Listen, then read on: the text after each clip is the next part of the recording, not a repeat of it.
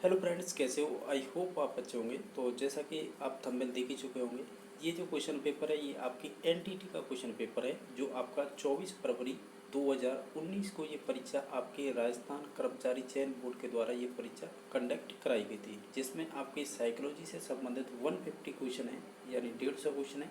हम एक साथ यानी एक ही वीडियो में इसे कंप्लीट करेंगे। आप देख पाओगे कि प्रीवियस में किस प्रकार के क्वेश्चन आपके बोर्ड के द्वारा पूछे गए हैं। अभी आगामी जो लैब असिस्टेंट का कह सकते हैं पेपर है, तो वो निश्चित तौर से देख सकते हैं, क्योंकि उन्हें मालूम होगा पहली बार जुड़ी है साइकोलॉजी, तो वो एक बार देख सकते हैं कि बोर्ड के द्वारा किस प्रकार से प्रीवियस में परीक्षाएं में क्वेश्चन आपकी साइकोलॉजी से संबंधित पूछे गए हैं। इसके अलावा मैंने महिला पर्यवेक्षक है और पीटीआई का है, और ये आपके एनटीटी का है। एक क्वेश्चन पेपर और है एनटीटी का, उसमें 100 क्वेश्चन है। उसे कल शायद हो सकता है कल शाम तक आपको वो वीडियो मिल जाएगा। निश्चित तौर से आपको बेनिफिट तो मिलेगा, ठीक है। इन क्वेश्चनों को करते हैं तो निश्चित तौर से बेनिफिट मिलेगा। आपके बेसिक जितने भी क्वेश्चन है ना, वो सब कवर हो जाएंगे इसके अंदर। और साथ ही साथ आप जिन्होंने चैनल को सब्सक्राइब नहीं किया है तो वो निश्चित तौर से करना, क्योंकि डेली बेसिस पे हम वीडियो अपलोड करते रहते हैं, ठीक है। तो चलो देख लेते हैं क्वेश्चन किस प्रकार। जैसा कि आप देख पा रहे होंगे, क्वेश्चन नंबर फर्स्ट है जो आपसे इस प्रकार पूछा है। अध्यापक छात्रों में ज्यामितीय आकृतियों का संप्रत्य विकसित करना चाहता है। अध्यापक को कौन सी विशेषता काम में लेनी चाहिए? अगर इन चार ऑप्शनों को आप ध्यान से देखें तो ऑप्शन नंबर इसका 3 सही हो जाएगा, यानी भुजाओं की संख्या लेनी चाहिए, और सबसे बेस्ट ऑप्शन यही रहेगा।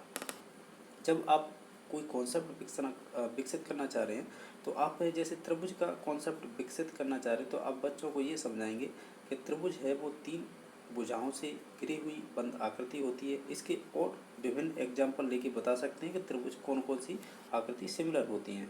इसके अलावा आप है आयत का भी बता सकते हैं, ठीक है। इसके बाद चतुर्भुज के और वर्ग, इन सभी के कॉन्सेप्ट विकसित कर सकते हैं भुजाओं की संख्या के आधार पर। सबसे बेस्ट ऑप्शन 3 नंबर ऑप्शन रहेगा। नंबर आपका सेकंड है, वो आपसे इस प्रकार पूछा है कि निम्न में से कौन सी संज्ञानात्मक विकास की अवस्था नहीं है? अगर इन चार ऑप्शनों को आप ध्यान से देखें तो ऑप्शन नंबर 3 सही हो जाएगा, यानी अनौपचारिक सक्रियात्मक अवस्था। इस प्रकार की जिन पाजी ने बात नहीं की है, उन्होंने प्राक सक्रियात्मक अवस्था की बात की है, ठोस सक्रियात्मक अवस्था की, औपचारिक। इसके अलावा एक और बचती है आपकी sensory motor stage, sensory motor stage. तो ये चार आपकी स्टेज है, इनकी बात की है आपके संज्ञानात्मक विकास के अंतर्गत जीन प्याजे ने, ठीक है। तो इसका ऑप्शन नंबर 3 सही हो जाएगा। क्वेश्चन नंबर तीसरा है, संवेदी पेशी अवस्था संबंधित है। अभी हमने पिछला क्वेश्चन किया था, उसी से संबंधित था ये, कि संवेदी पेशी अवस्था संबंधित है, तो वो आपके संज्ञानात्मक विकास सिद्धांत से संबंधित हो जाएगी। तो ऑप्शन नंबर 1 सही हो जाएगा। सामाजिक जो विकास है ये आपके बांडुरा के द्वारा दिया गया था।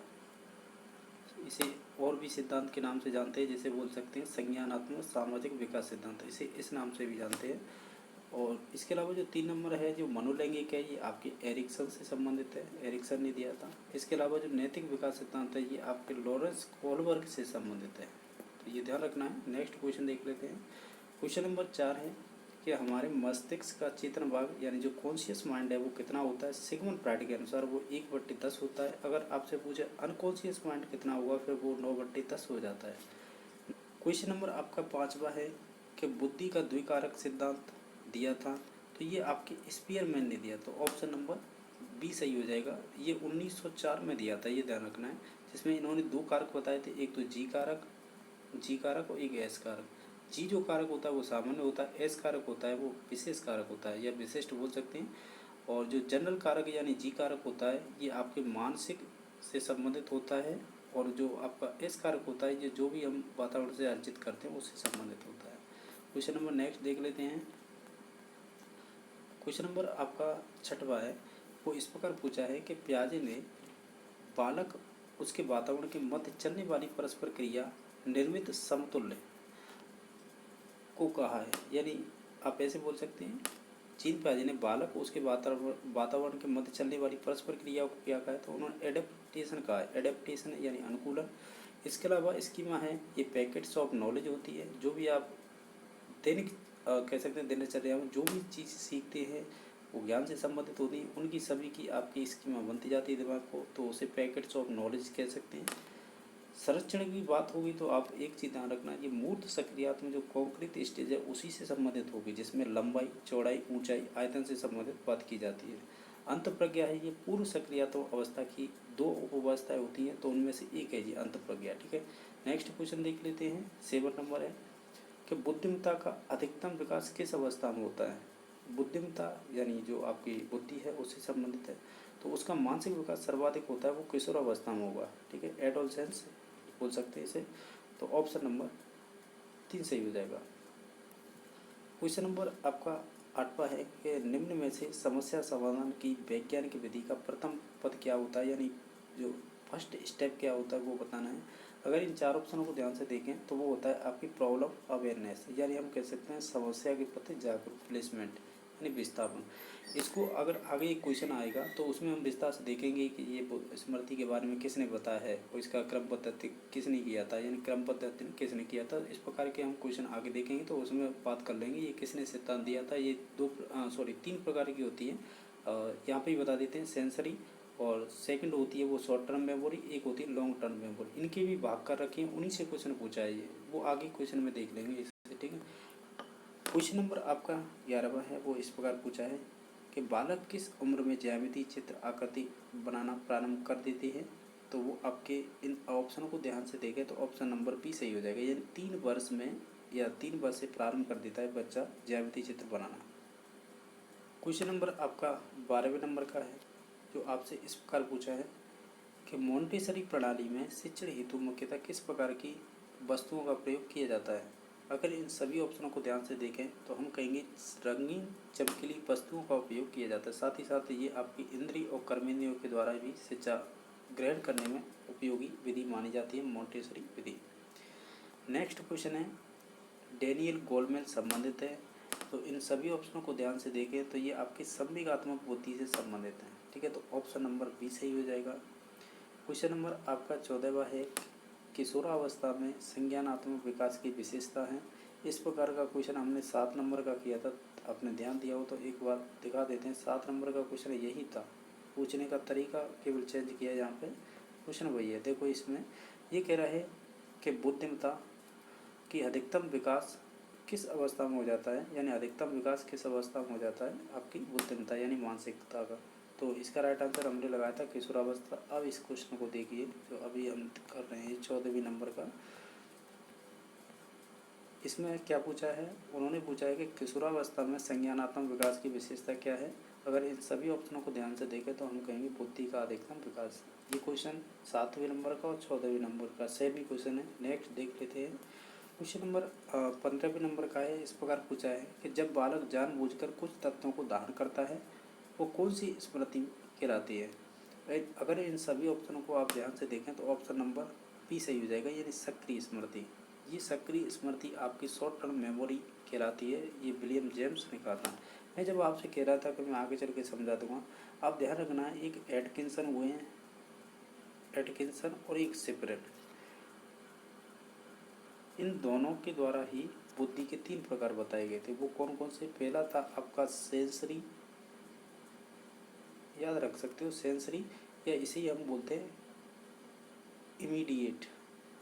ठीक है, सेकंड थी आपकी, इसे मैं STM के नाम से कर रहा हूँ। ठीक है, यानी शॉर्ट टर्म मेमोरी। और तीसरे नंबर की थी आपकी लॉन्ग टर्म मेमोरी। आपको ये ध्यान रखना है इस सेंसरी या इमीडिएटेड जो आपकी मेमोरी है इसके अंदर कोई भी जानकारी वो 1 सेकंड तक रहती है। शॉर्ट टर्म मेमोरी है, इसके अंदर 20 से 30 सेकंड तक कोई जानकारी रहती है आपके दिमाग में। और लॉन्ग टर्म मेमोरी वो है जिसमें सर्वाधिक समय तक स्थिर रह सकती है, जितना आपके मानसिक हो उस हिसाब से। ठीक है, तो हम ये जानते हैं कि जो आपकी शॉर्ट टर्म मेमोरी है ना, ये दूसरे नंबर की, तो विलियम जेम्स हुए हैं, उन्होंने इनमें शब्द जोड़े थे। उन्होंने कहा था कि जो शॉर्ट टर्म मेमोरी होती है वो आपकी प्राथमिक स्मृति होती है, ये ध्यान रखना है। इन्होंने इसे सक्रिय स्मृति कहा था। ठीक है, ये ध्यान रखना है। अगर लॉन्ग टर्म की बात करें, इन्होंने विलियम जेम्स हुए, उन्होंने शॉर्ट टर्म मेमोरी को तो प्राथमिक मेमोरी कहा था, और जो आपकी लॉन्ग टर्म मेमोरी है इसको इन्होंने गोड कहा था। गोड का मतलब होता है सेकेंडरी, तो आप ऐसे बोल सकते हैं सेकेंडरी स्मृति कहा था। तो इसमें अधिकतम समय तक कोई भी चीज़ स्टोर रख सकते हैं। एक जानकारी के लिए और बता दूं, जो आपकी शॉर्ट टर्म मेमोरी है ना, इसमें एक क्वेश्चन मिलेगा, कोई भी चीज़ अगर आप जानबूझकर इसमें कह सकते हैं जानबूझकर आप पे ग्रहण कर रहे हो ना, तो वो आपकी किस में आती है, वो आपकी शॉर्ट टर्म मेमोरी में आती है। इससे पहले हमने एक क्वेश्चन किया था, ध्यान दिया हो आपने, उसमें ये क्वेश्चन था कि अल्पकालिक, जो आपकी अल्पकालिक का मतलब होता है शॉर्ट टर्म मेमोरी में हम चीज़ें जल्दी भूल जाते हैं, उसका कारण क्या था, तो उसमें सब कारण दे रखा था, आपको ध्यान हो, सक्रिय स्मृति। सक्रिय स्मृति का मतलब शॉर्ट टर्म मेमोरी से होते हैं जिसमें हम जल्दी भूल जाते हैं, ठीक है। तो अब इस प्रकार हम कह सकते हैं जो आपका क्वेश्चन था वो इसी से संबंधित था। इससे संबंधित और भी क्वेश्चन आएंगे, तो इस वजह से मैंने बताया था। आपको यही ध्यान रखना है कि जो आपकी एटकिंसन और सेपरिन ने स्मृति को 3 भागों में बांटा था, एक तो सेंसरी, एक शॉर्ट टर्म मेमोरी, एक लॉन्ग टर्म मेमोरी, जिनमें से आपको ध्यान रखना है शॉर्ट टर्म मेमोरी। इससे ही क्वेश्चन ज़्यादा बनते हैं। इसको आगे भी डिवाइड किया है, वो अलग अलग मनोवैज्ञानिक हुए हैं उन्होंने। क्वेश्चन नंबर ये है कि निम्न में से बुद्धि का कौन सा सिद्धांत नहीं है। अगर इन सभी ऑप्शनों को ध्यान से देखें तो इसमें से 4 खंड का सिद्धांत है, वो किसी भी प्रकार की किसी भी ने बात नहीं की है, ऐसे बोल सकते हैं ये सिद्धांत दिया ही नहीं गया है किसी के द्वारा। बाकी जैसे 1 खंड का सिद्धांत है ये आपकी अल्फ्रेड बिने से संबंधित है, 3 खंड का सिद्धांत है ये आपके स्पीयरमैन से संबंधित है, और बहुखंड जिसे मल्टी फैक्टर बोलते हैं ये आपके थॉर्नडाइक से संबंधित है। ध्यान रखना है स्पीयरमैन ने तो टू फैक्टर थ्योरी दी थी, यानी 2 फैक्टर का मतलब द्विकारक सिद्धांत, जिसमें जी कारक था, एक एस कारक था। उन्होंने बाद में एक समूह कारक और जोड़ दिया था, तो इस प्रकार ये हम 3 फैक्टर थ्योरी बोल देते हैं स्पीयरमैन की, ठीक है। तो इसमें से राइट आंसर हो जाएगा 3 नंबर ऑप्शन। क्वेश्चन नंबर आपका नेक्स्ट है जो 17वां है कि विद्यार्थियों में तर्क शक्ति के विकास के लिए एक अध्यापक के रूप में आप क्या करेंगे। अगर इन सभी ऑप्शनों को ध्यान से देखें तो हम कहेंगे समूह चर्चा का आयोजन करवाएंगे, जिसमें कि बच्चों से संबंधित जो भी तर्क शक्ति का विकास करवाया जा सकता है। तो ऑप्शन नंबर इसका बी सही हो जाएगा। क्वेश्चन नंबर आपका 18वां है, वो इस प्रकार पूछा है कि एक अध्यापिका विद्यार्थियों में पहचान कौशल की जांच करना चाहती है, इस हेतु किस प्रकार के प्रश्न देनी चाहिए। अगर इन 4 ऑप्शनों को ध्यान से देखें तो ऑप्शन नंबर बी सही हो जाएगा, यानी प्रारूप पहचान अभ्यास कराना चाहिए। आप है इस प्रकार समझ सकते हैं कि आपने त्रिभुज कोई पहचान बताई त्रिभुज की, ये एग्जाम्पल हमने शुरुआत में भी लिया था, तो इससे संबंध आप एक जैसे उदाहरण दीजिए जो त्रिभुज से संबंधित हो, तो हम उसे ही बोलेंगे पैटर्न रिकॉग्नाइजेशन एक्सरसाइज। तो इससे संबंधित हम ये कह सकते हैं कि पहचान करानी है या उसकी किसी की आइडेंटिटी करवानी है, तो उसके लिए यही ऑप्शन सही बेस्ट रहेगा कि प्रारूप पहचान अभ्यास करवाएंगे, ठीक है। तो ऑप्शन नंबर बी सही हो जाएगा। क्वेश्चन नंबर नेक्स्ट है, ये कह रहा है कि विवरणात्मक स्मृति संबंधित है, इसे बोलते हैं डिक्लेरेटिव मेमोरी बिलोंग्स टू, किससे संबंधित है। हम जानते हैं ये आपकी दीर्घकालिक स्मृति से संबंधित होती है। मैंने जब आपको सिपरिन और आपके एटकिंसन का प्रकार बताए थे 3, जिसमें मैंने कहा था कि एक तो होती है, ये 3 प्रकार बताए थे, सेंसरी, इसे ही इमीडिएट बोलते हैं। सेकेंडली आपकी STM थी, शॉर्ट टर्म मेमोरी। एक थी आपकी लॉन्ग टर्म मेमोरी, इसे बोल सकते हैं LTM। तो जो लॉन्ग टर्म मेमोरी होती है ना, इसे आगे जाके 2 भागों में बांट दिया गया था, जो आपके इसमें ऑप्शन में दे रखा है ना विवरणात्मक। एक तो ये बांट दी थी विवरणात्मक, यार एक सेकंड रुको, नीचे ले लेते हैं, यानी इंग्लिश में ही लिख देता हूँ मैं, ठीक है, डिक्लेरेटिव, ठीक है। और एक थी नॉन डिक्लेरेटिव, यानी कह सकते हैं ये तो विवरणात्मक थी, विवरणात्मक, ठीक है। एक थी अविवरणात्मक। तो ये दोनों प्रकार बताए थे वो किसमें, लॉन्ग टर्म मेमोरी में। तो ये मैंने बात पहले नहीं बता पाई, तो अब बता देता हूँ। इसको 2 भागों में बांटा है। इसके अलावा जो सेंसरी थी, इसको भी 2 भागों में बांटा था, एक तो ऑडियो और एक विजुअल, ये ध्यान रखना है, ठीक है। तो क्वेश्चन इस प्रकार भी बन जाते हैं प्रकारों को लेकर। ये प्रकार ही पूछा एक तरह से पूछा है कि विवरणात्मक स्मृति संबंधित है, तो वो आपकी दीर्घकालिक स्मृति होती है, यानी लॉन्ग टर्म मेमोरी होती है, उससे संबंधित होती है। नंबर आपका 21 नंबर है कि निम्नलिखित में से कौन सी मुख्य क्रिया अधिगम के संज्ञानात्मक सिद्धांत का गुण है। अगर इन 4 ऑप्शनों को ध्यान से देखें तो ऑप्शन नंबर डी सही हो जाएगा, यानी अनुकूलन और अधिगम। ये जीवबाजी से संबंधित शायद 4था या 5वें नंबर का क्वेश्चन है। तो जी क्वेश्चन नंबर आपका 22 है, वो इस प्रकार पूछा है कि एक बालक टमाटर से बहुत अच्छे से परिचित है, परंतु उसने कभी सेब नहीं देखी थी।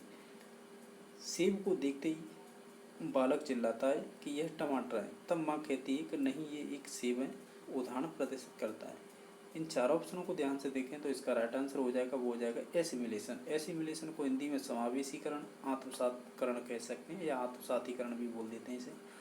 तो ये आपके जीन पराजय से संबंधित है। तो जीन पराजय से संबंधित ये 5वां या 6वां नंबर का क्वेश्चन बना है। अगर इन सभी ऑप्शनों को ध्यान से देखें, देखो जीन पराजय का सिद्धांत है ना, उसमें शुरुआत में बात की गई है अनुकूलन और संगठन की। जो अनुकूलन होते ना, अनुकूलन उसमें आते हैं सब, एक तो एकोमोडेशन और एक एसिमिलेशन। ध्यान रखना है किसमें, अनुकूलन में। एक होता है संगठन, संगठन में आती है स्कीमा, यानी पैकेट्स ऑफ नॉलेज बोलते हैं उसे। तो संगठन में आती है स्कीमा और अनुकूलन में आते हैं आपके एकोमोडेशन और आपका एसिमिलेशन। यहाँ पे ये पूछा है कि एसिमिलेशन के बारे में पूछा है। एसिमिलेशन का मतलब होता है कि आपके दिमाग में कोई चीज़ पहले से ऑलरेडी है, ठीक है, तो समझना ऑलरेडी है, आप उसके अंदर कुछ चेंजिंग करते हैं या कोई चीज़ नई ऐड करते हैं ना, तब आता है राइट आंसर। सेकंड आता है एकोमोडेशन। एकोमोडेशन ध्यान रखना, जो भी स्कीमा पहले थी उसमें आप मॉडिफाई करोगे, मॉडिफाई का मतलब उसमें चेंजिंग होगा, संशोधित करोगे, तब उसके लिए टर्म यूज की जाती है एकोमोडेशन। अगर पहले से स्कीमा है उसमें कोई नई चीज़ ऐड कर रहे हैं तब इसके लिए हम यूज करेंगे आत्मसातीकरण, जिसे बोलते हैं एसिमिलेशन। इस टर्म को ध्यान रखना, ये परीक्षा विभिन्न परीक्षाओं में पूछी हुई कह सकते हैं ये शब्द हैं, और आप RPSC या विभिन्न परीक्षा में क्वेश्चन करना आपको ये टर्म मिल जाती हैं। क्वेश्चन नंबर आपका नेक्स्ट है 23 नंबर। वो इस प्रकार पूछा है कि प्राथमिक कक्षाओं में विद्यार्थियों को कविताएं कक्षा में कई बार कविता पाठ करा के याद कराई जाती हैं। इसके अनुसार पूर्व बाल्यावस्था में स्मृति होती है। यहाँ पे पूर्व बाल्यावस्था का संबंध होता है अर्ली चाइल्डहुड से, ठीक है, जिसकी उम्र होती है, ध्यान रखना है, 3 से 6 वर्ष मानी जाती है पूर्व बाल्यावस्था की। अगर इन सभी ऑप्शनों को ध्यान से देखें तो इसका राइट आंसर हो जाएगा, वो हो जाएगा आपका रटन स्मृति। आप समझ सकते हैं कि शुरुआत की बात हो रही है, कविताएं पढ़ाई जा रही हैं, तो वो 3 से 6 वर्ष उम्र है पूर्व बाल्यावस्था की, तो इसमें कैसे काम होगा, रट कर ही काम होगा मोस्टली, ठीक है, यानी रटन स्मृति से संबंधित हो जाएगा। तो ऑप्शन नंबर बी सही हो जाएगा। नेक्स्ट क्वेश्चन देख लेते हैं। नेक्स्ट क्वेश्चन बना है आपका 24 नंबर। वो इस प्रकार पूछा है, कौन सा परीक्षण सृजनशीलता की खोज करने के लिए उपयोग किया जाता है। इन सभी ऑप्शनों को ध्यान से देखें तो वो आपके मनोवैज्ञानिक परीक्षण हैं, वो आपके संबंधित होते हैं सृजनात्मकता से। क्वेश्चन आपका क्वेश्चन नंबर है 25वां। ये पूछ रहा है कि मौलिक परिणामों को व्यक्त करने की मानसिक प्रक्रिया कौन सी होती है। अगर इन सभी ऑप्शनों को ध्यान से देखें तो हम कहेंगे वो आपकी क्रिएटिविटी होती है, यानी सृजनात्मकता सही रहेगा शब्द कहना, ठीक है, तो ऑप्शन नंबर 4 सही हो जाएगा। क्वेश्चन नंबर 26वां है कि कौन सी अवस्था में बच्चों को हस्तशिल्प औजारों के प्रयोग, खिलौने बनाना, बागवानी आदि की शिक्षा देनी चाहिए। अगर इन ऑप्शन को ध्यान से देखें तो ऑप्शन नंबर बी सही हो जाएगा, यानी बाल्यावस्था में ये सभी शिक्षा देनी चाहिए, ठीक है, तो ऑप्शन नंबर इसका बी सही है। नेक्स्ट देख लेते हैं क्वेश्चन। क्वेश्चन नंबर नेक्स्ट है कि सृजनात्मकता की पहचान होती है। इन ऑप्शनों को ध्यान से देखें तो हम कहेंगे आपके जो नवीन परिणाम होते हैं उनके आधार पर डिसाइड होता है सृजनात्मकता की पहचान, ठीक है, तो ऑप्शन नंबर डी सही हो जाएगा। क्वेश्चन नंबर नेक्स्ट है कि निमित्त अधिकांश अपने खिलौने तोड़ देता है तथा हर भाग को अलग कर अवलोकित करता है और फिर से वापस जोड़ देता है। यह निमित्त की कौन सी मनोवैज्ञानिक गुण को प्रदर्शित करती है, तो ये आपकी क्रिएटिविटी को प्रदर्शित करती है, ठीक है, तो ऑप्शन नंबर बी सही हो जाएगा। क्वेश्चन नंबर नेक्स्ट है आपका 29वां नंबर कि सृजनात्मक व्यक्ति में कौन से गुण नहीं पाए जाते हैं या पाया जाता है। देखो मौलिकता होती है जिसे हम ओरिजिनलिटी बोलते हैं, संवेदनशीलता यानी सेंसिटिवनेस होती है, ये भी बात सही है, जिज्ञासा भी होती है जिसे क्यूरियोसिटी बोलेंगे, लेकिन रटने द्वारा सीखने से स्मृति होना या क्षमता होना ये संबंधित नहीं होती है, आपकी सृजनात्मकता से संबंधित, ठीक है, तो ऑप्शन नंबर 4 सही हो जाएगा। क्वेश्चन नंबर 30वां है कि निम्न में से कौन सा बालक की सृजनात्मक क्षमता विकसित करने में सहायक नहीं है। ऑप्शन नंबर इसका ए हो जाएगा, खेल हो जाएगा, क्योंकि खेल में शारीरिक और मानसिक विकास होता है, ये बात सही है, लेकिन खेल होता है उसके नीचे रूल होते हैं, तो उसमें कोई बच्चा क्रिएटिविटी नहीं दिखा पाएगा, तो इस वजह से ऑप्शन नंबर ए सही हो जाएगा। क्वेश्चन नंबर 31 है, निम्न में से कौन सी सृजनात्मकता की विशेषता नहीं है। अगर इन सभी ऑप्शनों को ध्यान से देखें तो जो आपका अभिसारी चिंतन होता है ना, अभिसारी चिंतन ये आपके सृजनात्मक में नहीं आता है, सृजनात्मक में आता है आपका अपसारी। अपसारी को बोलते हैं डाइवर्जेंट थिंकिंग, इसे बोलते हैं कॉन्वर्जेंट थिंकिंग, तो ये संबंधित नहीं है, वो हो जाएगी अपसारी चिंतन। तो ऑप्शन नंबर 3 सही हो जाएगा। क्वेश्चन नंबर 32 वह है कि निम्नलिखित में से क्या सृजनात्मकता के मापन हेतु नहीं है, यानी हम जैसे सृजनात्मकता मापन नहीं कर सकते वो कौन सी चीज़ है। अगर इन सभी ऑप्शनों को ध्यान से देखें तो हम कहेंगे जो जीवन वृंत यानी जीवन वृंत है, जिसे हम केस स्टडी बोलते हैं, जो टाइडमैन ने दी थी, तो इसके द्वारा हम सृजनात्मकता का मापन नहीं कर पाते। बच्चा में क्या कमियां रही हैं, वो क्यों फेल हो गया है, यानी ऐसे बोल सकते हैं पहले वो अच्छा स्टूडेंट था और कह सकते हैं अच्छे मार्क्स भी लाता था, लेकिन वो अगली साल में गया है या अगली क्लास में जो भी आया है तो उसमें ऐसा परफॉर्म नहीं कर पा रहा है। तो उसके कारणों को जानने के लिए हम केस स्टडी का विधि का उपयोग कर सकते हैं। तो ये टाइडमैन से संबंधित है, लेकिन ये सृजनात्मकता का मापन नहीं करती है, ये ध्यान रखना है। तो ऑप्शन नंबर ये सही हो जाएगा। क्वेश्चन नंबर है कि निम्न में से कौन सा उदाहरण छात्रों की सृजनशीलता को प्रदर्शित करता है। अगर इन सभी ऑप्शनों को देखें तो हम कहेंगे अनुपयोगी सामग्री से पेंटिंग बनाना, ये आपकी एक क्रिएटिविटी से संबंधित एक स्टेटमेंट है। तो ऑप्शन नंबर बी सही हो जाएगा। क्वेश्चन नंबर नेक्स्ट देख लेते हैं। क्वेश्चन नंबर आपका है 34 नंबर। ये कह रहा है कि प्राथमिक कक्षाओं में कला एवं हस्त कौशल विषय एक अनिवार्य विषय के रूप में होता है, ताकि बच्चे, अगर इन ऑप्शनों को आप ध्यान से देखें तो हम कहेंगे सृजनशीलता में वृद्धि हेतु होते हैं। किसके लिए होते हैं ये? सृजनशीलता में वृद्धि हेतु इनका उपयोग किया जाता है। तो ऑप्शन नंबर डी सही हो जाएगा। नंबर आपका नेक्स्ट है जो 35वां नंबर है कि विभिन्न श्रेणी के मंडित बालकों को दर्शाई गई सही औसत बुद्धि का चयन कीजिए। अगर इन सभी ऑप्शनों को ध्यान से देखते हैं तो मंद बुद्धि वाले बालक हैं जो 80 से 90 तक की जो बुद्धि लब्धि है, तो उन्हें हम कह सकते हैं एक औसत बुद्धि वाले बालक है। क्योंकि इन ऑप्शनों को ध्यान से देखें तो डी नंबर सही हो जाएगा। क्वेश्चन नंबर आपका नेक्स्ट है कि श्यामपट्ट का आविष्कार सर्वप्रथम किसने किया था। अगर इन सभी ऑप्शनों को ध्यान से देखें तो जेम्स विलियम इसका राइट आंसर हो जाएगा, यानी डी नंबर ऑप्शन सही है।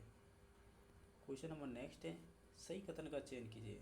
ये आपको 4 ऑप्शन दे रखे हैं।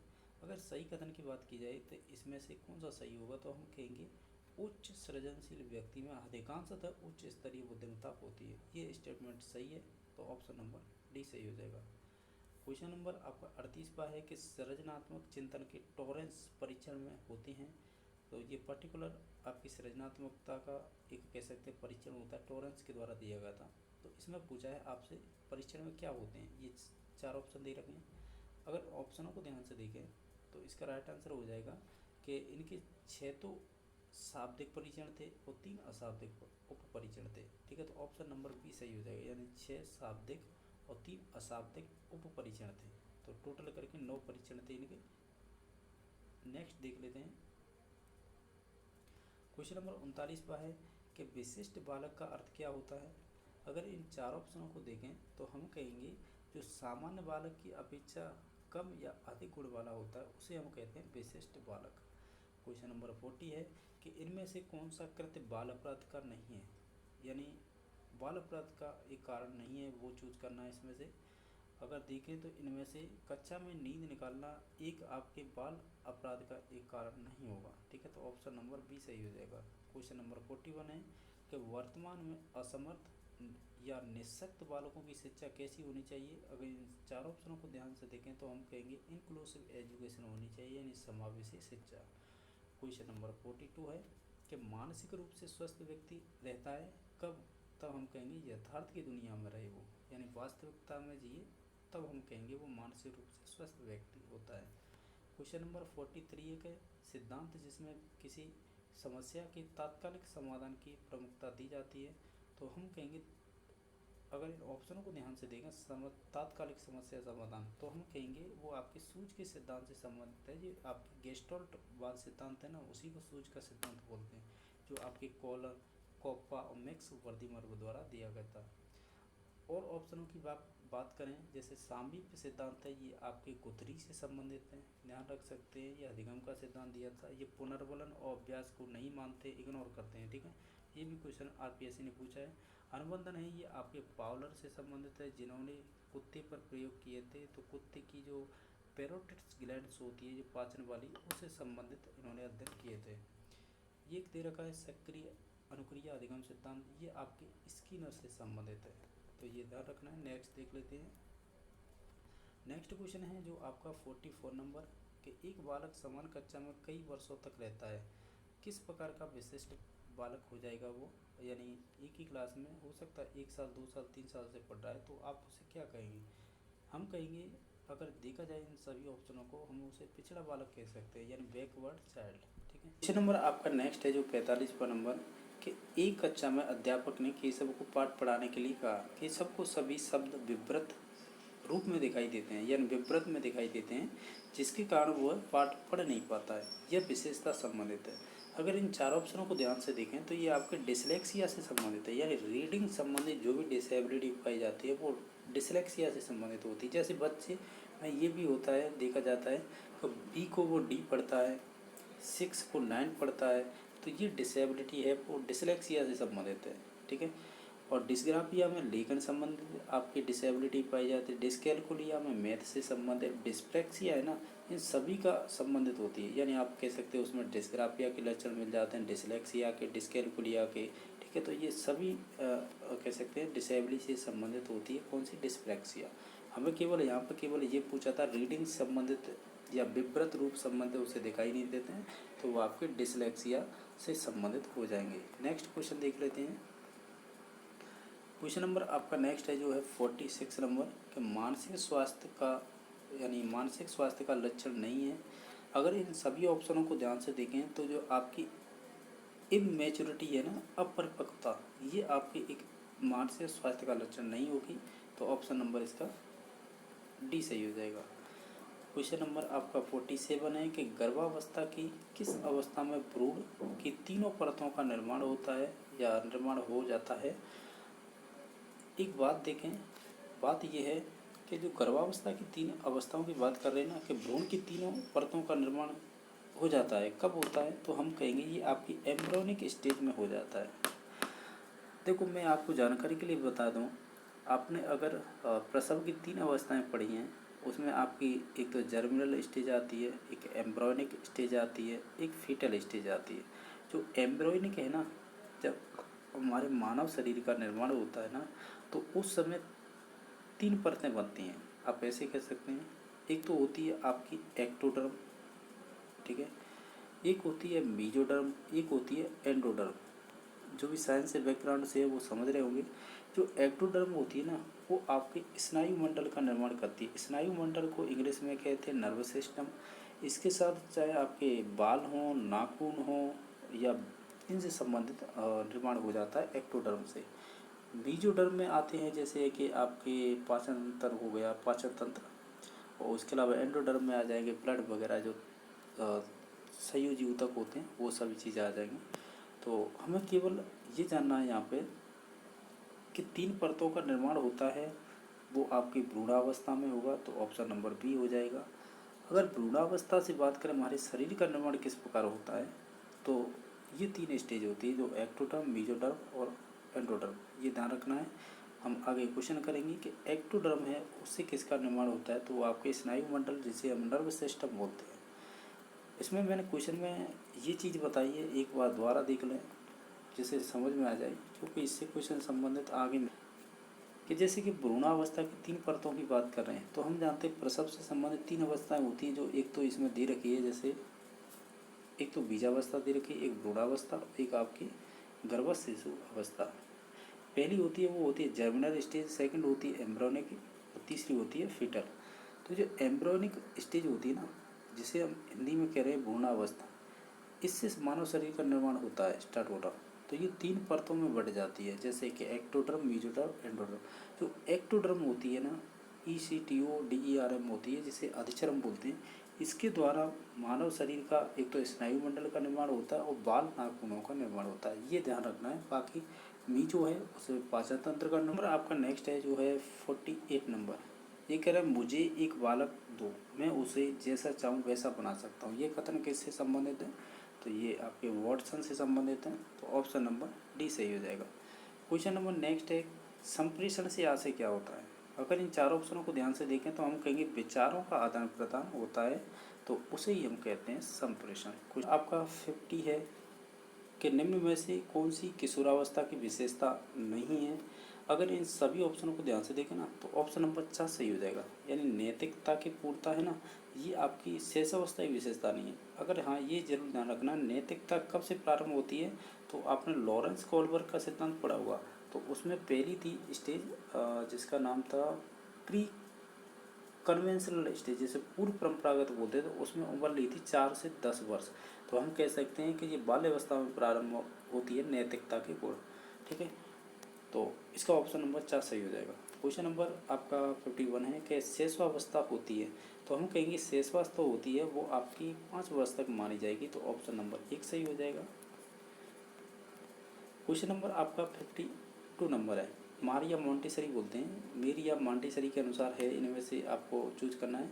तो हम कहेंगे शिक्षकों के लिए प्रयोगात्मक मनोविज्ञान का ज्ञान आवश्यक है, तो हम इस प्रकार कह सकते हैं, तो ऑप्शन नंबर 4 सही हो जाएगा। इससे पहले भी हमने एक क्वेश्चन किया था, वो चमकीली वस्तुओं से संबंधित, आपको मालूम होगा। क्वेश्चन नंबर नेक्स्ट है 53 नंबर, 20वीं शताब्दी को बालक की शताब्दी कहा है, किसने कहा है, तो वो आप क्रो एंड क्रो ने कहा है, तो ऑप्शन नंबर डी सही हो जाएगा। क्वेश्चन नंबर 54 है, वो आपसे इस प्रकार पूछा है, ये कह रहे हैं कि एक बालक की भूरी आंखें हैं, उसके जुड़वा भाई की नीली आंखें हैं, ये जानकारी से एक व्यक्ति का यह निर्णय लेता है कि दोनों बालक कैसे हैं, तो हम कहेंगे दोनों जो बालक हैं वो बंद यमज बालक हैं, यानी ऐसे बोल सकते हैं फ्रैटर्नल ट्विंस हैं। ठीक है, तो ऑप्शन नंबर बी सही हो जाएगा, इसमें बी नंबर ऑप्शन सही हो जाएगा। अगर ये दोनों आंखें एक जैसी होती हैं तब हम इसे बोलते आइडेंटिकल ट्विंस। ठीक है, इनमें भिन्न भिन्न आंखें हैं तो दोनों ही ट्विंस हैं, तो हम उसे कहते हैं फ्रैटर्नल ट्विंस। ठीक है, तो ऑप्शन नंबर बी सही हो जाएगा। क्वेश्चन नंबर 55वां है कि निम्न में से लिंग गुणसूत्रों के कौन से संयोजन का परिणाम नर संतति होगा, यानी बॉय में कौन कौन से लिंग गुणसूत्र आपके यूज होते हैं, यानी इनमें से हम कहेंगे एक्स वाई होता है वो लड़की से संबंधित, डबल एक्स होता है वो लड़की से संबंधित होता है, यानी गर्ल से। तो यह ध्यान रख सकते हैं, इसमें हमें तो लड़का पूछा है, नर संतति तो बॉय से संबंधित होती है, तो ऑप्शन नंबर इसका बी सही हो जाएगा। क्वेश्चन नंबर आपका 56 है कि मस्तिष्काधोमुखी विकास क्रम में सबसे पहले विकसित होने वाला शरीर का अंग कौन सा होता है। अगर देखें मस्तिष्काधोमुख को हम इंग्लिश में क्या कहते हैं, सेफेलोपोडल, सिंपल है, सेफेलोपोडल होता है, पहले सिर का विकास होगा फिर लास्ट में जाके पैर का होता है, तो हम कहेंगे पहले ही पूछा ना सबसे पहले, तो वो आ जाएगा सिर, तो ऑप्शन नंबर डी सही हो जाएगा। क्वेश्चन नंबर नेक्स्ट है कि जीन पियाजे द्वारा दी गई संज्ञानात्मक विकास की प्रथम अवस्था कौन सी है, ये शायद 6वां या 7वें नंबर का क्वेश्चन है जीन पियाजे से, तो वो आपकी होती है सेंसरी मोटर स्टेज, जिसे हम सेंसरी गामक प्रेरक अवस्था भी बोल सकते हैं। ठीक है, जैसे इसमें हिंदी में दे रखा है उन्हें इसे बोलते हैं हम sensory motor stage. Question number next देख लेते हैं, जो 58 नंबर है, परिपक्वता का दूसरा नाम क्या हो, शारीरिक यानी शरीर से संबंधित होती है। नेक्स्ट क्वेश्चन नंबर है किंडरगार्टन शब्द का अर्थ क्या होता है।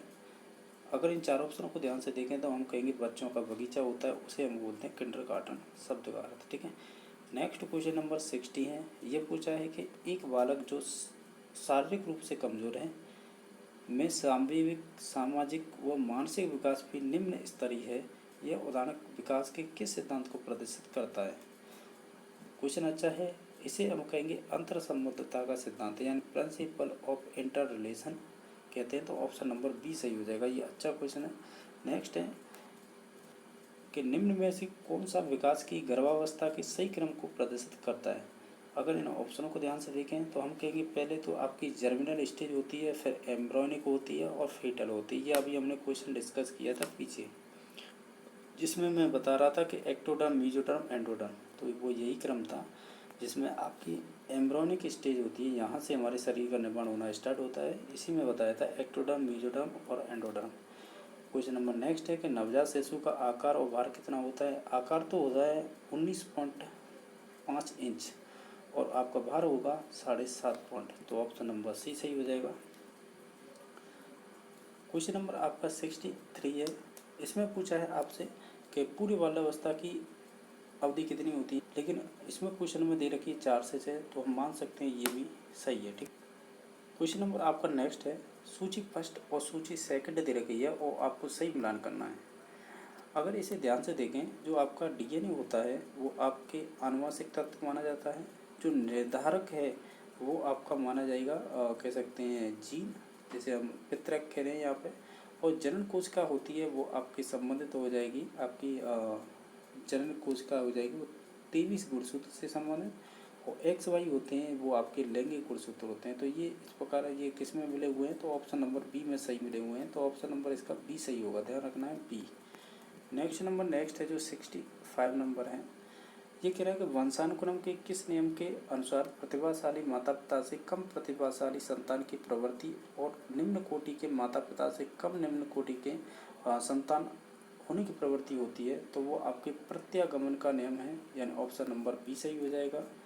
क्वेश्चन नंबर 66 है कि अच्छी उपज के लिए अच्छे बीज और अच्छी धरती दोनों की आवश्यकता होती है। यह वुडवर्थ के अनुसार उपरोक्त कथन में धरती किसे कहा गया है। तो ध्यान रखना है, अच्छे बीज की बात होती है तो वो आपके बालक से संबंधित हो जाएगी, और अच्छी धरती का मतलब हो जाएगा वातावरण से। तो ऑप्शन नंबर एक सही हो जाएगा, बालक के वातावरण से संबंधित है। तो ऑप्शन नंबर ए सही हो जाएगा। नेक्स्ट क्वेश्चन नंबर है कि जब एक बालक को कार्य पूर्ण करने पर चॉकलेट दी जाती है तो उसे किस प्रकार का उद्दीपक माना जाता है।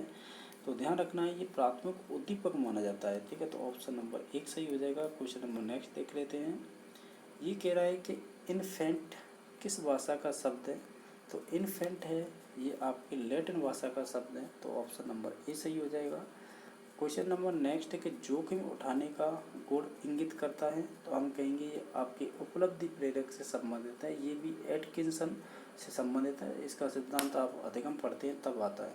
तो इसका right answer D number option हो जाएगा। क्वेश्चन नंबर 70 है कि विकास की कौन सी अवस्था प्रश्न की अवस्था भी कहलाती है। अगर ध्यान से देखें तो ऑप्शन नंबर इसका बी सही हो जाएगा। पूर्व बाल्यावस्था यानी अर्ली चाइल्डहुड, जिसकी उम्र 4 से 6 होती है, तो ये आपकी प्रश्न की अवस्था होती है, या इसे हम स्टेज ऑफ क्वेश्चनिंग बोल सकते हैं।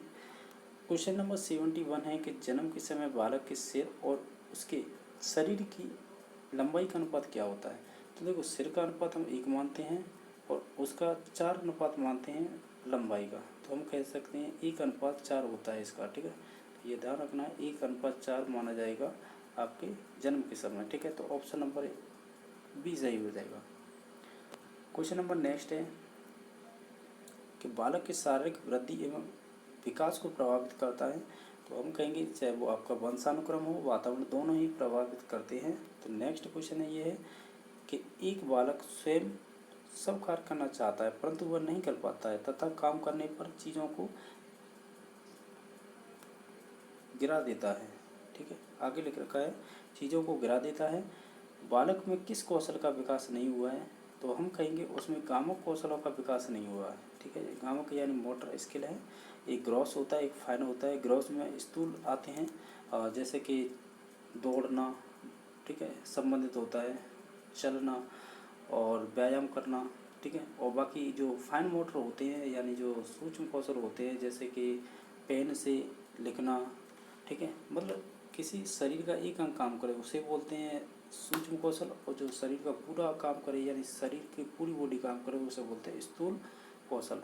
तो ये गामक कौशल के प्रकार ही माने जाते हैं, वो भी उनसे भी क्वेश्चन पूछे जाते हैं। नेक्स्ट क्वेश्चन देख लेते हैं। ये कह रहा है कि शैशवावस्था में शरीर में कुल कितनी अस्थियाँ होती हैं। तो आप जानते होंगे 270 होती हैं। तो ऑप्शन नंबर बी सही हो जाएगा। क्वेश्चन नंबर नेक्स्ट है कि कौल सैनिक ने बालक के विकास की कितनी अवस्थाएं बताई हैं। तो इनकी 8 अवस्थाएं बताई हैं। हो सकता है आपको कन्फ्यूज हो, किसी में 9 भी दे रखी हैं, तो ध्यान रखना 8 ही होती है मुख्यतः। क्वेश्चन नंबर नेक्स्ट है कि शारीरिक गामक विकास से संबंधित प्रमुख शिक्षा शास्त्री कौन से हैं। देखें इस क्वेश्चन में ध्यान से, तो ऑप्शन नंबर 1 सही हो जाएगा, यानी मेरन डायमंड है वो आपके शारीरिक गामक विकास से संबंधित प्रमुख शिक्षा शास्त्री हैं, ठीक है, यानी शिक्षा शास्त्री है। जीन पियाजे आपके संज्ञानात्मक से संबंधित हैं, और आपके कोलबर्ग हैं ये आपके नैतिक विकास संबंधित हैं, और आपके एरिक्सन है ये मनोसामाजिक से संबंधित है। इस आधार पर भी आप राइट आंसर पर जा सकते थे। नेक्स्ट क्वेश्चन नंबर है 77 के निम्नलिखित में से कौन सा अभिप्रेरित व्यवहार का लक्षण है। तो हम कहेंगे इसमें से व्यवहार में दिशा, ये सही ऑप्शन रहेगा, यानी अभिप्रेरित व्यवहार का लक्षण ये सही है, बाकी सभी ऑप्शन सही नहीं है। क्वेश्चन नंबर 78 है कि आदत निर्माण हेतु वैलेंटाइन ने कितने नियमों का उल्लेख किया है। तो उन्होंने 7 नियमों का उल्लेख किया है। ये पर्टिकुलर फैक्चुअल क्वेश्चन है, ठीक है। क्वेश्चन नंबर आपका 79 नंबर है। विकास के किस काल में बालक की वाम हस्तता की आदत को दक्षिण हस्तता में बदलना या बदला जा सकता है? यानी वाम का मतलब लेफ्ट से है, ठीक है, और आपका दक्षिण से संबंधित है यानी राइट हैंड से संबंधित है। तो आप है ये बताना है कि लेफ्ट से राइट में चेंज कर सकते हैं तो वो किस उम्र में कर सकते हैं? तो ये आपकी शैशव काल में ही आप इसे चेंज कर सकते हैं। तो ऑप्शन नंबर बी सही हो जाएगा। यानी कोई ये मानते हैं आप ऐसा कि लेफ्ट से नहीं लिखना चाहिए, राइट से लिखना चाहिए, तो आप इन सभी चीज़ों का चेंज कर सकते हैं शैशव काल में।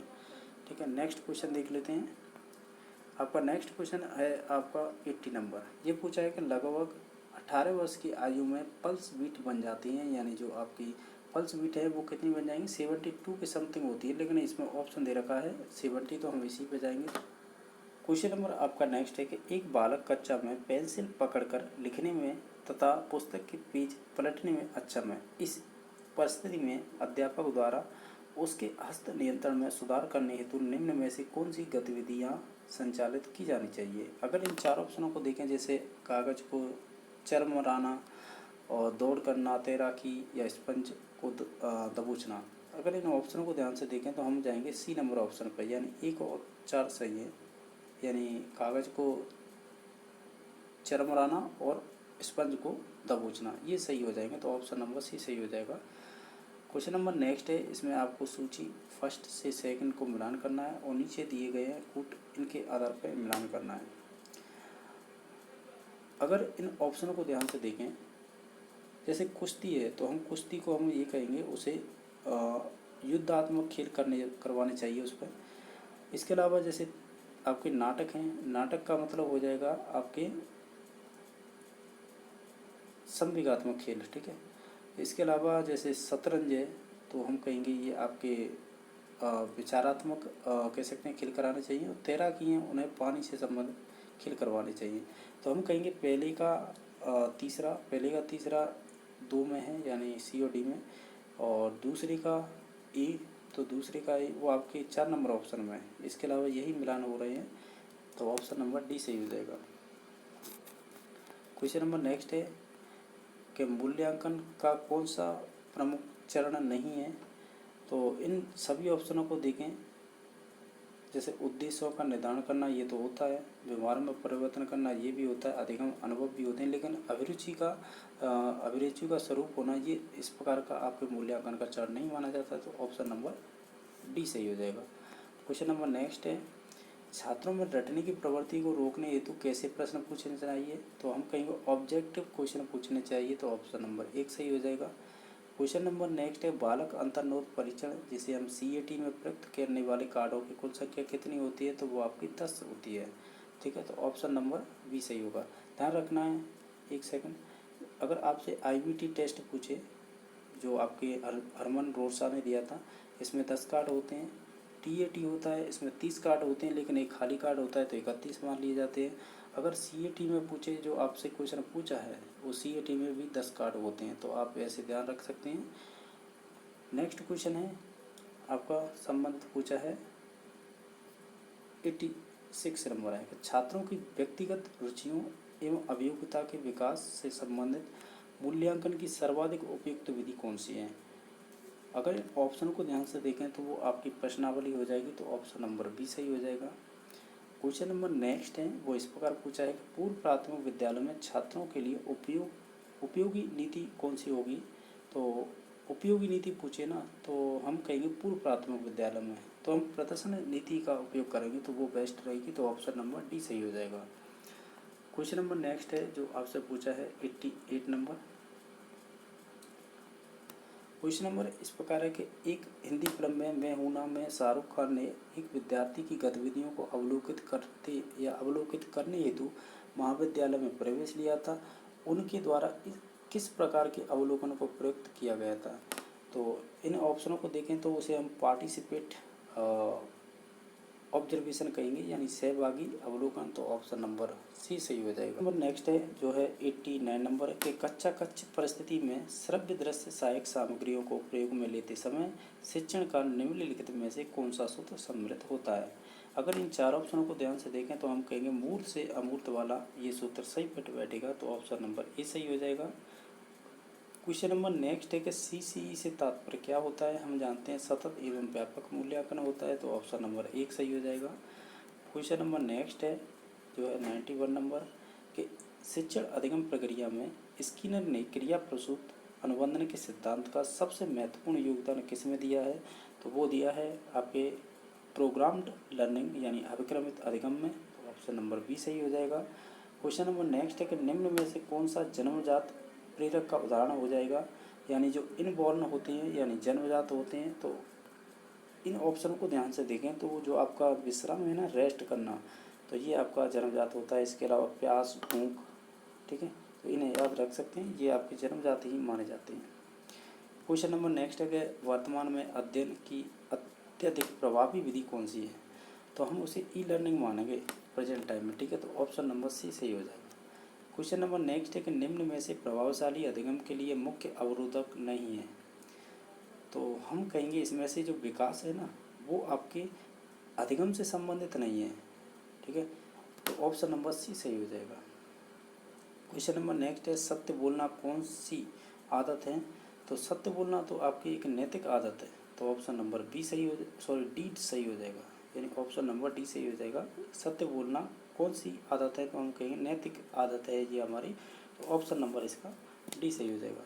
नेक्स्ट क्वेश्चन नंबर है कि अधिगम को स्थायी करने का उपयुक्त उपकरण क्या होता है, तो इनमें से देखे जाए अधिगम को स्थायी करने का, तो हम कहेंगे टीवी या टेलीविज़न जो श्रव्य दृश्य सामग्री है, तो ये अच्छी प्रभावशाली रहेगी, तो ऑप्शन नंबर सी सही रहेगा। 97 नंबर है, ये कह रहा है कि मैस्लो के सिद्धांत में अविकल्पित उच्चतम आवश्यकता है, तो हम उसे कहते हैं आत्मसिद्धि, ठीक है, आत्मसिद्धि, तो ऑप्शन नंबर इसका सी सही हो जाएगा। इन्होंने अपने सिद्धांत में आवश्यकता पदानुक्रम का सिद्धांत दिया था, तो उसमें इन्होंने स्टेप बताए थे कि शुरुआत में हम कह सकते हैं फिजिकली शारीरिक आवश्यकता होती है, दूसरे नंबर पे इन्होंने बताया था कि उसे सुरक्षा की आवश्यकता होती है, तीसरे नंबर पे उसे सम्मान की आवश्यकता होती है, चौथे नंबर पे उसे तीसरे नंबर पर लव यानी प्यार से संबंधित आवश्यकता होती है, चौथे नंबर पर उसे सम्मान की आवश्यकता होती है, लास्ट में होती है पाँचवें नंबर पर जो होती है आपकी आत्मसिद्धि, जिसे इंग्लिश में सेल्फ एक्चुअलाइजेशन कहते हैं, इसका दूसरा नाम होता है स्वयं का यथार्थीकरण,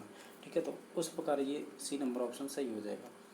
क्वेश्चन नंबर नेक्स्ट था कि सीखना विकास की प्रक्रिया है, ये कथन संबंधित है, तो ये आपके सीखना, तो ये आपसे हो जाता है बुढ़वर्ष से संबंधित, तो ऑप्शन नंबर सी सही है। क्वेश्चन नंबर 99 है जो पूछा है आपसे क्रमबद्ध अधिगम पर बल देने वाला सिद्धांत कौन सा है, तो वो आपका इन ऑप्शनों को ध्यान से देखें तो वो हो जाएगा प्रयत्न एवं त्रुटि सिद्धांत, ठीक है, तो ऑप्शन नंबर सी सही हो जाएगा। क्वेश्चन नंबर नेक्स्ट है, ये कह रहा है कि कौन सा अधिगम की एक विशेषता नहीं है, इनमें से बताना है, तो हम कहेंगे अधिगम एक उत्पाद है प्रक्रिया नहीं, ये कथन गलत है, बाकी ये तीन ऑप्शन सही थे ऊपर के। नेक्स्ट है 101 नंबर कि कौन सा सुमेलित नहीं है, तो क्रिया प्रसूत अनुबंधन स्किनर सही है, उद्दीपन अनुक्रिया सिद्धांत है ये पावलर नहीं होगा, यहाँ पर थॉर्नडाइक आएगा, ठीक है, कौन आएगा यहाँ पर थॉर्नडाइक आएगा, तो ऑप्शन नंबर इसका बी सही हो जाएगा। कौन सा हो जाएगा बी। इसके अलावा प्रबलन सही है और प्रयास एवं त्रुटि थॉर्नडाइक ये भी सही है। क्वेश्चन नंबर नेक्स्ट देख लेते हैं, ये कह रहा है कि अभिप्रेरणात्मक चक्र के सही क्रम का चयन कीजिए, तो हम जानते हैं पहले नीड आती है, फिर उसके बाद ड्राइव, फिर इंसेंटिव, फिर रिवार्ड, तो ऑप्शन नंबर इसका 3 सही हो जाएगा, यानी आवश्यकता, चालक, प्रोत्साहन और पुरस्कार, तो ऑप्शन नंबर सी सही हो जाएगा। क्वेश्चन नंबर आपका 103 नंबर है, ये कह रहा है कि कक्षा में एक अध्यापक बालक को 3 प्रश्नों के सही उत्तर देने पर पुरस्कृत करता है, यानी पुरस्कृत करता है। अध्यापक द्वारा कौन सी पुनर्बल योजना प्रयोग में लिया गया है या प्रयोग किया गया है, अगर इन ऑप्शनों को ध्यान से देखें तो हम कहेंगे निश्चित अनुपात पुनर्बलन का योजना का उपयोग किया गया, तो ऑप्शन नंबर सी सही हो जाएगा। क्वेश्चन नंबर नेक्स्ट है कि एक शिक्षक अपने अधिगमकर्ताओं को सामूहिक क्रियाओं में सम्मिलित करता है, यह क्रियाएं अधिगम एवं फिल इन द ब्लैंक्स के विकास में क्या होगी सहयोगी, तो ये आपकी हो जाएंगी समाजीकरण से संबंधित, तो ऑप्शन नंबर बी सही हो जाएगा। क्वेश्चन नंबर नेक्स्ट है, कक्षा में अधिगम कराने के लिए एक अध्यापक को विद्यार्थियों किस योग्यता स्तर पर ध्यान देना चाहिए? तो हम कहेंगे अध्यापक को विद्यार्थी की किस योग्यता स्तर पर ध्यान रखना चाहिए। अगर इन ऑप्शनों को आप ध्यान से देखें तो हम कहेंगे विभिन्न स्तरों पर ध्यान देना चाहिए, तो ऑप्शन नंबर डी सही हो जाएगा। क्वेश्चन नंबर नेक्स्ट है जो आपका संबंधित हो जाएगा, हमने लास्ट किया था 105 पर छठवा ये है कि जन्मजात प्रेरक नहीं है तो वो निश्चित तौर पर अर्जित होगा। देखो भूख जन्मजात, प्यास आपकी जन्मजात और नींद भी जन्मजात, आदत है वो अर्जित है, तो ऑप्शन नंबर सी सही हो जाएगा। क्वेश्चन नंबर 107 है, किसी वस्तु पर रुचि के कारण ध्यान देना कहलाता है या कहा जाता है? तो रुचि के द्वारा तो हम कहेंगे ऐच्छिक अवदान हो जाएगा, ऑप्शन नंबर सी सही हो जाएगा। क्वेश्चन नंबर 108 है कि व्यवहार में संशोधन की प्रक्रिया कहलाती है, तो हम उसे बोलते हैं अधिगम। क्या बोलेंगे? उसे अधिगम कहेंगे, तो ऑप्शन नंबर बी सही हो जाएगा। अच्छा क्वेश्चन है, नेक्स्ट क्वेश्चन देख लेते हैं। 109 नंबर का रचनात्मक सिद्धांत आधारित शिक्षण का आधार माना जाता है, तो हम कहेंगे करके सीखना लर्निंग बाय डूइंग पर आधारित होता है, तो ऑप्शन नंबर एक सही हो जाएगा। क्वेश्चन नंबर 110 है कि भाषा का शिक्षक विद्यार्थियों को अंदर ऑब्लिक बाहर, बाद में ऑब्लिक पहले, ऊपर ऑब्लिक नीचे आदि के संप्रदाय पढ़ाना चाहता है, तो इसे पढ़ाने का सर्वोत्तम तरीका क्या होगा? तो हम कहेंगे ये आपके संबंधित हो जाएगा सांकेतिक फ्लैश कार्ड्स, यानी ऑप्शन नंबर बी सही हो जाएगा। क्वेश्चन नंबर 111 है वो आपसे इस प्रकार पूछा है, पूर्व प्राथमिक कक्षाओं में विद्यार्थियों को खिलौने एवं खेल दिए जाते हैं क्योंकि? अगर इन चार ऑप्शनों को आप ध्यान से देखें तो इसमें से ऑप्शन नंबर हो जाएगा दो सही, यानी हम कह सकते हैं विद्यार्थियों को विद्यालय आने के लिए प्रोत्साहित करते हैं, इस वजह से आपको खिलौने और खेल दिए जाते हैं, तो ऑप्शन नंबर कौन सा हो जाएगा? बी सही हो जाएगा। तो नेक्स्ट क्वेश्चन देख लेते हैं। नेक्स्ट क्वेश्चन नंबर है 112 नंबर जो आपसे इस प्रकार पूछा है, एक शिक्षक कक्षा में बीजों में अंकुरण पढ़ाना चाहता है, इस हेतु शिक्षण की सबसे उपयुक्त विधि होगी। अगर इन चार ऑप्शनों को आप ध्यान से देखें तो हम कहेंगे जो अंकुरण की जो विभिन्न अवस्थाओं का जो प्रदर्शन होगा ना, ये सबसे बेस्ट रहेगा, यानी सबसे उपयुक्त विधि मानी जाएगी अगर हम अंकुरण की विभिन्न अवस्थाओं का प्रदर्शन करें। ठीक है, तो ऑप्शन नंबर सी सही हो जाएगा। क्वेश्चन नंबर आपका 113वां है, एक अध्यापक प्राथमिक स्तर के विद्यार्थियों को फसलों के प्रकार के बारे में पढ़ाना चाहती है, इस हेतु सबसे उपयुक्त विधि होगी। अगर इन चार ऑप्शनों को आप ध्यान से देखें तो हम कहेंगे कि आसपास के जो कृषि क्षेत्र में शैक्षिक भ्रमण का आयोजन कराना ये सबसे बेस्ट ऑप्शन रहेगा, तो ऑप्शन नंबर सी सही हो जाएगा। 14वें नंबर का है कि अध्यापक विद्यार्थियों को सामाजिक बुराइयों के समाज पर पड़ने वाले बुरे प्रभाव से अवगत कराना चाहती है, तो इस हेतु सबसे उपयुक्त माध्यम क्या होगा? अगर इन सभी चार ऑप्शनों को देखा जाए तो हम कहेंगे कि नाटक एवं वाद विवाद ये सबसे बेस्ट ऑप्शन रहेगा, यानी ड्रामा और डिबेट्स, यानी डिबेट्स बोलते हैं, तो ये दोनों कराएं तो ये सबसे बेस्ट रहेगा सामाजिक बुराइयों को, समाज पर पड़ने वाले जो बुरे प्रभाव हैं उनको समझाने में, तो ऑप्शन नंबर बी सही हो जाएगा। क्वेश्चन नंबर नेक्स्ट है आपका 115वां नंबर, ये कह रहा है कि प्रत्येक अधिगमकर्ता एक समान रास्ते का अनुसरण करता है कहा जाता है। इन चार ऑप्शनों को ध्यान से देखें तो ऑप्शन नंबर एक सही हो जाएगा, यानी जिसे हम रेखीय अभिक्रमित अनुदेशन बोलते हैं, तो ये आपके स्किनर से संबंधित है, तो ऑप्शन नंबर एक सही हो जाएगा। क्वेश्चन नंबर आपका 116वां है वो आपसे इस पर पूछा है कि एक बच्चा कक्षा में प्राय प्रश्न पूछता है, उचित रूप से इसका अर्थ है कि हम इन चार ऑप्शन को देखें तो पॉजिटिव पॉइंट ये निकल के आता है कि वो बच्चा है वो उसके अंदर क्या है, जिज्ञासु है या क्यूरियोसिटी है उसके अंदर जब वो प्रश्न पूछता है, तो ऑप्शन नंबर बी सही हो जाएगा। नेक्स्ट क्वेश्चन देख लेते हैं। 117वां क्वेश्चन है कि विद्यालय में पलायन करने वाले बालकों के अध्ययन की सबसे उपयुक्त विधि कौन सी रहेगी? तो वो आपकी केस स्टडी रहेगी, ऑप्शन नंबर एक सही हो जाएगा जो ट्राइडमैन के द्वारा दी गई थी। क्वेश्चन नंबर आपका 118वें नंबर का है कि एक बालक को रंगीन कागज के वक्री आकार के छोटे छोटे टुकड़े काट कर दिए गए तथा उसे उस आकृति के बारे में सोचने के लिए कहा गया जिसका कि वह हिस्सा है, यह परीक्षण कहलाता है। अगर सभी ऑप्शन को ध्यान से देखें तो ऑप्शन नंबर एक सही हो जाएगा, यानी चित्र निर्माण परीक्षण हो जाएगा, जिसे हम पिक्चर कंस्ट्रक्शन टेस्ट बोलते हैं, तो ऑप्शन नंबर एक सही हो जाएगा। 119 नंबर ये कह रहा है कि निम्न में से कौन सा लाभ विद्यार्थियों को कहानी कथन विधि द्वारा पढ़ाने का नहीं है, पढ़ाने का नहीं है। तो अगर इन चार ऑप्शनों को देखें तो हम कहेंगे विद्यार्थियों को वाचन कौशल में वृद्धि, ये कथन नहीं होगा पढ़ाने का, तो ऑप्शन नंबर बी सही हो जाएगा। क्वेश्चन नंबर 120 है, इस प्रकार पूछा है कि एक विजाति कक्षा में कमजोर विद्यार्थियों को होशियार बच्चों के साथ बैठाया गया, इस प्रकार की परिस्थितियां में कौन सा अधिगम संभव होगा, यानी इस प्रकार की जो परिस्थितियां बनेंगी तो हम उस अधिगम जो भी होगा वो कौन सा होगा, संकेत अधिगम होगा, हम हो जाएंगे सहपाठी समूह अधिगम में, यानी ऑप्शन नंबर सी सही हो जाएगा। ठीक है, तो नेक्स्ट क्वेश्चन देख लेते हैं। क्वेश्चन नंबर आपका होगा नेक्स्ट जो होगा 121 नंबर, इस प्रकार है कि निम्न में से कौन सा संवेग शैशवावस्था के प्रारंभिक काल में नहीं होता है। अगर इन ऑप्शनों को ध्यान से देखें तो हम प्रारंभिक पूछा है ना, यानी जो शैशवावस्था के जो प्रारंभिक काल में कौन सा संवेग नहीं होता है, इस प्रकार का ये क्वेश्चन है। तो इसका राइट आंसर हो जाएगा आपका भय नहीं होगा शायद, देखो क्रोध होता है, खुशी भी होता है, इसका राइट आंसर यही होगा फिर तो, यानी भय है वो शैशवावस्था में प्रारंभिक काल में नहीं होता है। ठीक है, तो ऑप्शन नंबर सी सही है इसका। क्वेश्चन नंबर नेक्स्ट है 122, वह सुविधा जो डाकघर में उपलब्ध नहीं होती है, ये क्वेश्चन साइकोलॉजी का नहीं है। ठीक है, इसे छोड़ देते हैं।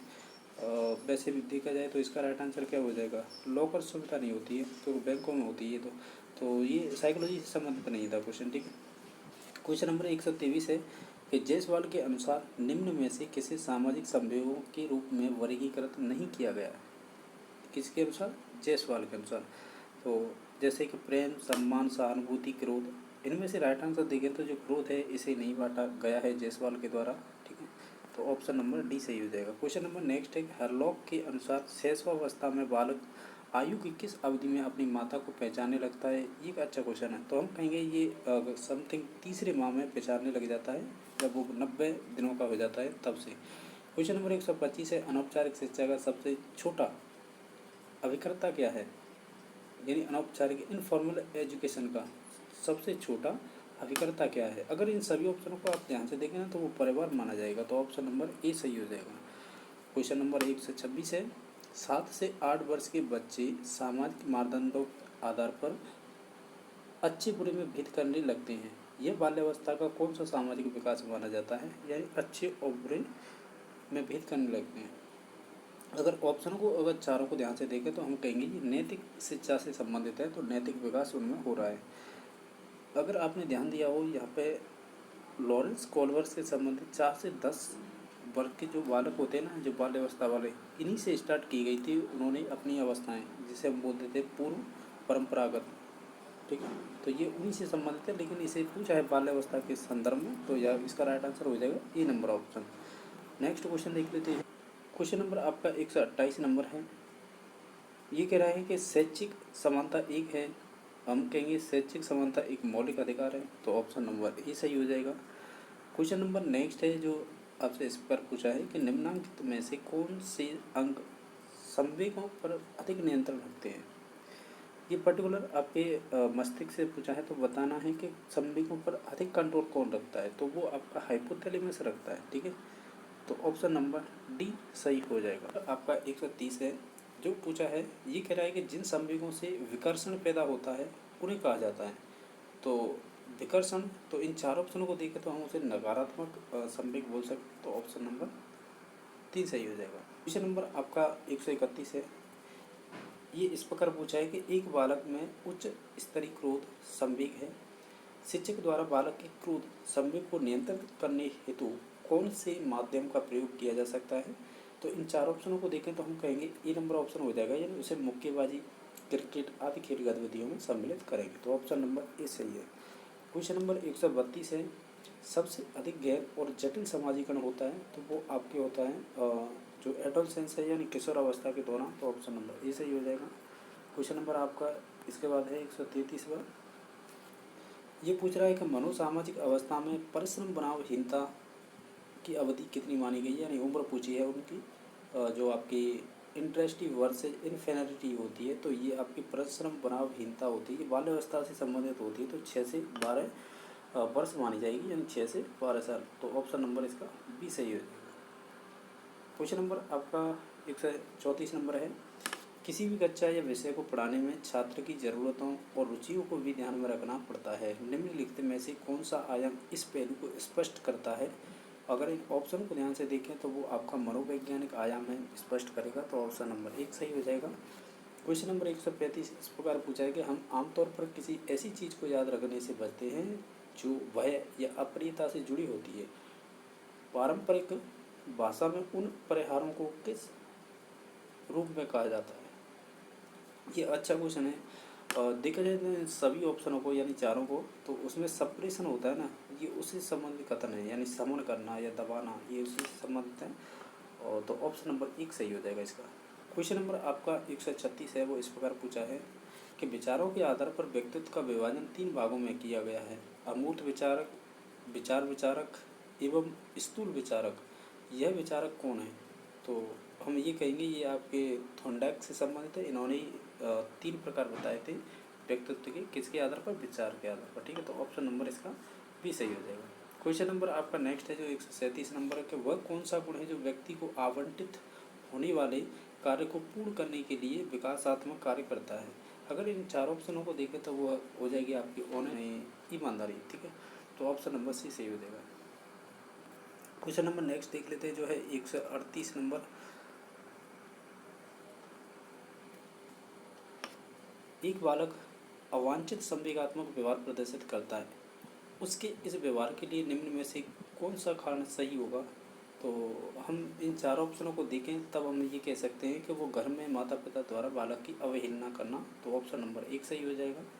क्वेश्चन नंबर नेक्स्ट है, वो आपसे इस प्रकार पूछा है कि अपनी शर्मीली प्रकृति के कारण मोहन विद्यालय में किसी भी गतिविधि में भाग नहीं लेता। एक अध्यापक को उसकी हिचकिचाहट मिटाने के लिए क्या कदम उठाने चाहिए? अगर इन 4 ऑप्शनों को ध्यान से देखें तो हम कहेंगे सकारात्मक सोच विकसित करनी चाहिए, ये बात सही है। यदि प्राय हो तो बालक को परामर्श के पास भेजना चाहिए, ये भी बात सही है। और इसके अलावा और कौन सी सही है? तीसरा ऑप्शन है गतिविधि में भाग लेने हेतु प्रेरित नहीं करना चाहिए, तो ये तो नेगेटिव है, तो इसे तो हटा दीजिए। नेक्स्ट आपका डी नंबर है, मनोवैज्ञानिक परीक्षणों द्वारा बालक के संवेगों के स्तर पर पता लगाना तथा परामर्श देना, ये भी सही है, यानी हम कहेंगे ABD, ऑप्शन नंबर बी सही हो जाएगा। क्वेश्चन नंबर नेक्स्ट है 140 पर नंबर। ये कह रहा है कि वुडवर्थ ने व्यक्तित्व लक्षणों के बारे में क्या कहा है? यानी जो वुडवर्थ है उन्होंने व्यक्तित्व लक्षणों के बारे में क्या कहा है? इन सभी ऑप्शनों को अगर आप ध्यान से देखें तो उन्होंने व्यक्तित्व लक्षण हमारे व्यवहार का प्रमुख प्रकार होता है, उन्होंने ये कहा है। तो ऑप्शन नंबर बी सही हो जाए। इनमें से सुमेलित नहीं है वो चूज करना है। ठीक है, तो एक तरफ कौशल दे रखे हैं, दूसरी तरफ इनसे संबंधित विधियाँ हैं कुछ, तो मिलान करने हैं, मिलान करके ये बताना कौन सा सही नहीं है। देखो इनमें से देखें, देखो श्रवण कौशल है वो सस्वर वाचन से संबंधित होता है, ये बात सही है। वाचन है वो आपके कविता वाचन से संबंधित हो जाएगा। लेखन कौशल है वो वाद विवाद से संबंधित तो नहीं होगा। ठीक है, तो इसी वजह से ये सी नंबर ऑप्शन है वो गलत मिला है, तो इसका right answer C number option होगा। ठीक है, नेक्स्ट क्वेश्चन देख लेते हैं। विचारों के संप्रेषण के साधन को कहा जाता है। अगर ऑप्शन को देखें तो ये सिंपल ही क्वेश्चन था, जिसका राइट आंसर हो जाएगा भाषा। नेक्स्ट क्वेश्चन नंबर है कि निम्नलिखित में से कौन अन्य से संबंधित भिन्न है या अन्य से संबंधित भिन्न है? अगर इनमें से देखें तो ऑप्शन नंबर 3 सही हो जाएगा, यानी बागलोब जिसे हम फेसिया बोलते हैं, ये डिसेबिलिटी होती है, बाकी डिसेबिलिटी नहीं है। नेक्स्ट क्वेश्चन है भाषा विकास का प्रथम चरण कौन सा होता है? तो हम उसे सुनना ही होगा, लिसनिंग, तो ऑप्शन नंबर बी सही हो जाएगा। क्वेश्चन नंबर नेक्स्ट है कि दूसरे वर्ष के अंत तक शिशु का शब्द भंडार कितना हो जाता है? तो समथिंग हम कह सकते हैं 300 के हो जाएगा, यानी ऑप्शन नंबर ए सही हो जाएगा। नेक्स्ट क्वेश्चन नंबर है कि लेड का पूरा नाम क्या है? और इनमें से सभी को देखें तो यहाँ पर देखो LED, तो हम इसे भाषा अर्जन तकनीक बोलते हैं। ये आपकी चौमुखी से संबंधित है, भाषा अर्जन तकनीकी, यानी इसे इंग्लिश में बोलते हैं लैंग्वेज एक्विजिशन डिवाइस। तो ऑप्शन नंबर डी सही हो जाएगा। नंबर आपका 147 है, वो इस प्रकार पूछा है कि एक बालक जब भी बोलना शुरू करता है तब उस शब्द का प्रथम अक्षर बहुत लंबा हो जाता है तथा उसके मुख से बाहर शब्द नहीं निकलता है। ये किस प्रकार की वाणी दोष है? अगर ऑप्शनों को देखें तो ध्यान से, तो इसका स्टमरिंग होता है, यानी जिसे अकड़ाना बोलते हैं, तो ऑप्शन नंबर सी सही हो जाएगा। क्वेश्चन नंबर आपका 148 है, वो इस प्रकार पूछा है कि भाषा प्रक्रिया के अंतर्गत इनपुट जिसे आगत या निवेश बोलते हैं, क्या कहते हैं इसे? तो हम कहेंगे इसे यानी आगत या इनपुट को क्या कहेंगे? अगर ऑप्शन को ध्यान से देखें ना तो इसका मतलब होता है भाषा सामग्री। ऑप्शन नंबर सी सही हो जाएगा। जो क्वेश्चन नंबर है जो 149 नंबर है, इसमें सूची फर्स्ट और सूची सेकंड से मिलान करनी है। अगर देखें ध्यान से तो हम कहेंगे इसमें से, जैसे कि आप देखो प्राक भाषा है तो हम प्राक भाषा को मिला सकते हैं विस्फोटक ध्वनि। इसके अलावा जो पूर्व परंपरागत है ये आपके कौर वर्ग से संबंधित हो जाएगी। उत्तरकालीन भाषा विकास, तो ये भाषा को समझना से संबंधित हो जाएगा। और बाकी जो अवधानात्मक साधन है ये आपके बांडूरा से संबंधित, तो ये सामाजिक विकास से संबंधित हो जाएगी। तो इस प्रकार इसका ऑप्शन नंबर कह सकते हैं सी सही हो जाएगा। यानी 1 का 3 और बी का 4, सी का 1 और डी का 2 नंबर, इस प्रकार हो जाएगा। क्वेश्चन नंबर नेक्स्ट है जो लास्ट क्वेश्चन नंबर है कि 13 वर्ष की अवस्था तक पहुँचते पहुँचते बालक का कौन सा विकास लगभग पूरा हो जाता है? अगर इन 4 ऑप्शनों को आप ध्यान से देखें तो उसका भौतिक विकास कंप्लीट हो जाएगा, तो ऑप्शन नंबर बी सही हो जाएगा। जो आपकी पीटीआई का क्वेश्चन पेपर है ये 2018 का, जो आपका परीक्षा कंडक्ट कराई गई थी 30/9/2018 को, तो इसमें जो पर्टिकुलर साइकोलॉजी से किस प्रकार के क्वेश्चन पूछे गए हैं 2018 में वो देखने वाले हैं, ठीक है। तो ये आपके राज्य कर्मचारी चयन बोर्ड जयपुर से ये परीक्षा कंडक्ट कराई गई थी, तो ये उसी से संबंधित है। यानी जैसा कि आप देख पा रहे होंगे क्वेश्चन नंबर 40 है जो आपसे पूछा है इस प्रकार कि पिछड़े बालक की शैक्षणिक लब्धि ज्ञात करने का सूत्र क्या है? अगर इन सभी ऑप्शनों को ध्यान से देखें तो ऑप्शन नंबर 1 सही हो जाएगा। यानी EQ बराबर होता है EA/CA × 100। ये ध्यान रखना है कि शैक्षणिक लब्धि का ये सूत्र किसके द्वारा दिया गया था, तो ये ध्यान रखना है ये सिरिल बर्ट के द्वारा दिया गया था, ठीक है। सिरिल बर्ट ने एक डेफिनेशन दी थी इनके बारे में, ये दी थी कि जिनकी शैक्षणिक लब्धि 85 यानी 85 से कम होती है वो सभी बालक पिछड़े बालक माने जाते हैं। ये ध्यान रखना है। इसमें EQ होती है वो आपकी एजुकेशनल क्वाटियंट होती है, और EA होती है वो आपकी एजुकेशनल एज हो जाएगी यानी शैक्षणिक आयु, और CA का मतलब यहाँ पे क्रोनोलॉजिकल एज होता है जिसे हम बोलते हैं शारीरिक आयु। बाकी मल्टीप्लाई 100 हो ही जाता है, तो इस प्रकार इसे याद रख सकते हैं।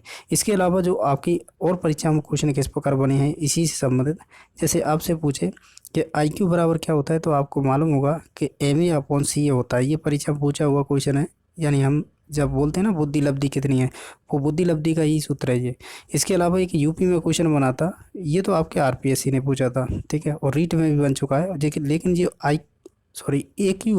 AQ है यानी जैसे अचीवमेंट क्वाटियंट बोलते हैं, इसे हिंदी में बोल सकते हैं उपलब्धि लब्धि, या कह सकते हैं आप निष्पत्ति लब्धि, ठीक है।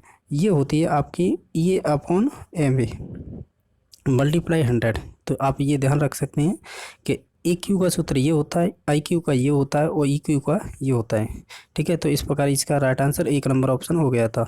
क्वेश्चन नंबर आपका 41 नंबर है। ये कह रहा है कि किसके अनुसार प्रेरणा सीखने की राजमार्ग है? ये परिभाषा अगर इन ऑप्शनों को देखें तो ऑप्शन नंबर 1 सही हो जाएगा। यानी ये आपकी स्टेटमेंट है, ये आपकी स्किनर से संबंधित, ऐसी कोई भर्ती परीक्षा नहीं है शिक्षक संबंधित, ये कथन न पूछा गया हो, सभी परीक्षाओं में पूछा हुआ क्वेश्चन है।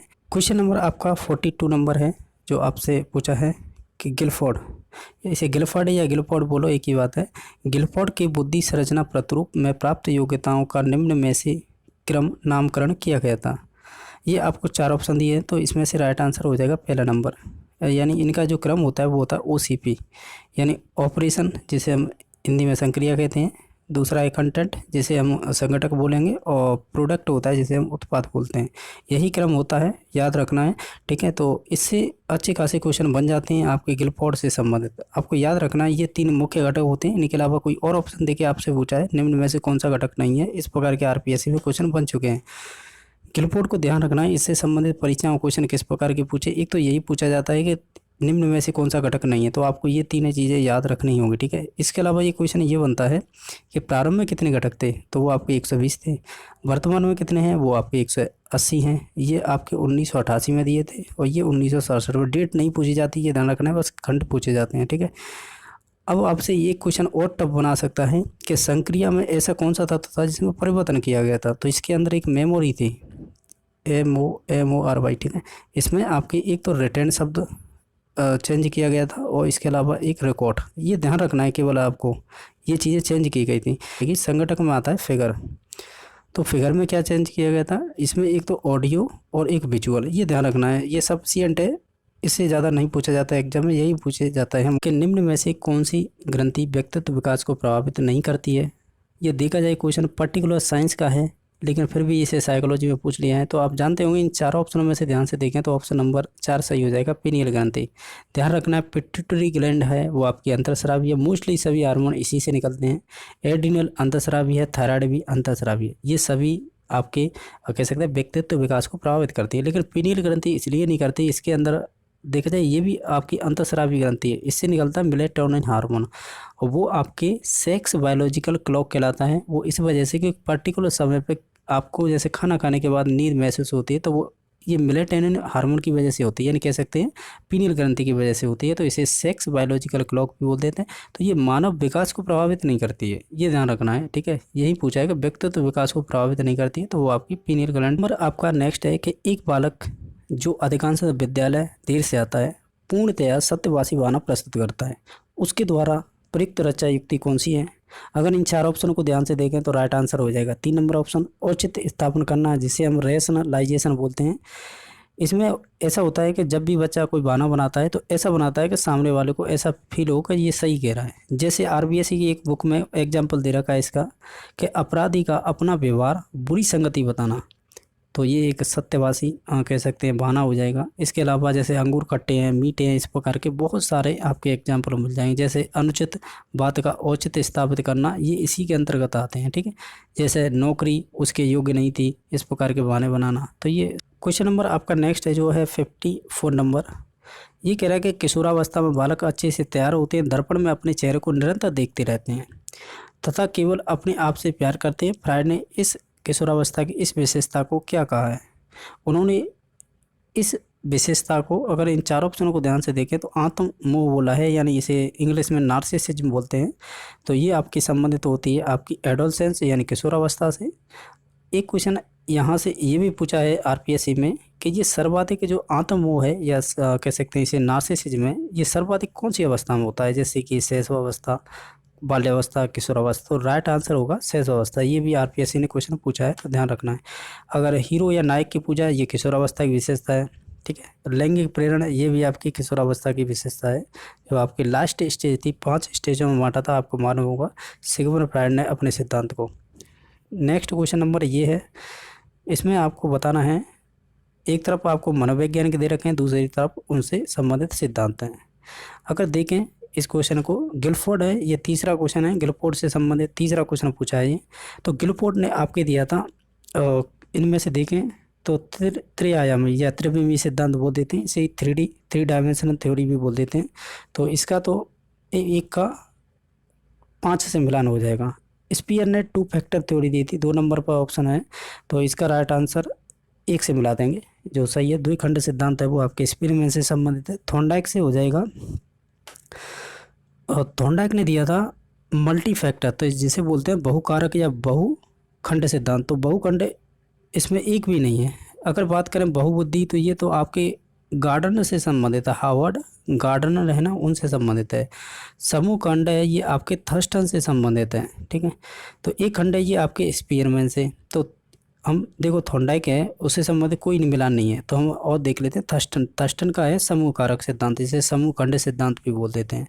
हमने देखा है कि गिलफोर्ड का त्रिआयामी था, स्पीयरमैन का 2 फैक्टर था, थॉर्नडाइक का मिलान नहीं है इसमें, और थर्स्टन का आपका समूह कारक था। तो हम ये कह सकते हैं ये क्वेश्चन डिलीट करना पड़ेगा, क्योंकि इनके ऑप्शन भी इसी आधार पर बनाए गए हैं। देखो यहाँ पे, तो अगर जिन्हें अच्छी खासी नॉलेज है सिद्धांत से संबंधित, वो समझ गए होंगे कि ये थॉर्नडाइक से संबंधित इसमें कोई भी मिलान नहीं है, तो इस वजह से ये क्वेश्चन डिलीट किया गया था। और बाकी जो 3 थे वो उनका मिलान सही हो रहा है इसमें, ठीक है। नेक्स्ट देख लेते हैं। ये पूछा है आपसे अब्राहम मैस्लो से संबंधित क्वेश्चन। ये कह रहा है कि मास्लो, इसमें मैस्लो बोलते हैं वैसे इसे, मैस्लो के अभिप्रेरणा सिद्धांत में कितने प्रेरक थे। देखो प्रेरक की बात की जाए तो यहाँ पर 2 प्रेरक थे, तो ऑप्शन में तो है ही नहीं, तो इसमें 5 दे रखा है। तो 5 इन्होंने आवश्यकता पदानुक्रम का सिद्धांत दिया था, तो उसमें 5 स्टेप बताए थे। तो हम डी नंबर पे ही जाएंगे, क्योंकि इसमें दो है ही नहीं इसमें प्रेरक। अब प्रेरक की बात करें तो इन्होंने बताए थे, एक तो इनबॉर्न यानी जन्मजात, तो एक बताए थे अर्जित, तो ये तो दे ही नहीं रखे हैं। तो इसमें से हम कहेंगे ये आवश्यकता पदानुक्रम के 5 स्टेप होते हैं, तो उनमें से पूछा है, तो ऑप्शन नंबर इसका 5 सही हो जाएगा। क्वेश्चन नंबर आपका 57 नंबर है, को रोडसा यानी रोडसा व्यक्तित्व परीक्षण में कितने कार्डों पर विभिन्न रंग थे? तो ये इसका राइट आंसर अगर 4 ऑप्शन में देखें तो ऑप्शन नंबर 1 सही हो जाएगा।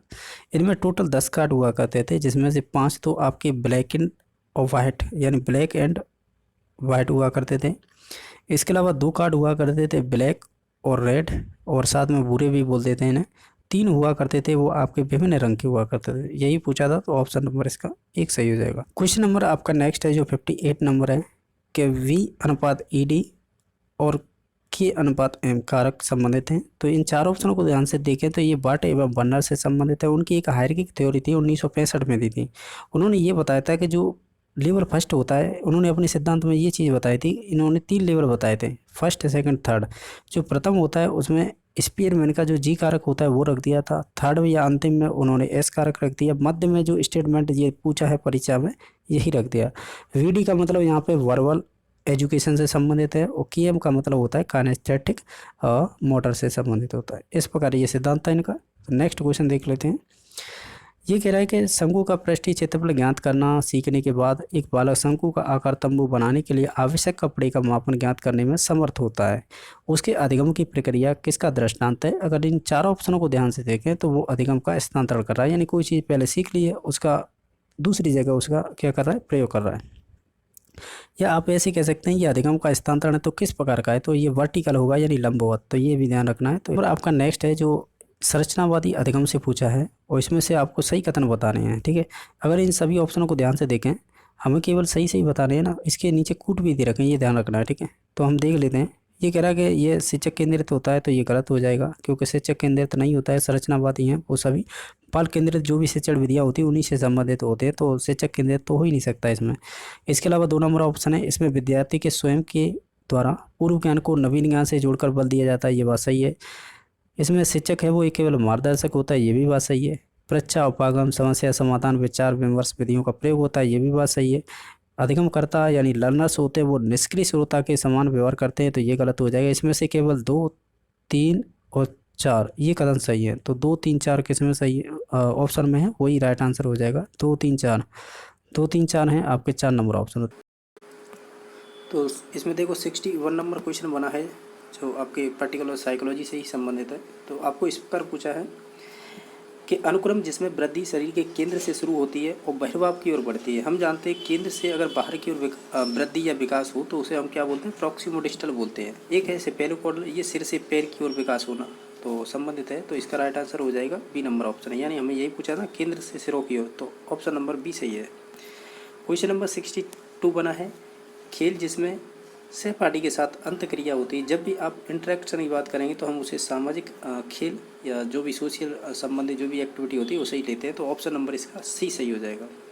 क्वेश्चन नंबर 63 है, इसमें पूछा है कि पूर्व बाल्यावस्था यानी अर्ली चाइल्डहुड विकासात्मक कार्य नहीं है, यानी अर्ली चाइल्डहुड की एक इसमें से विशेषता कौन सी नहीं है?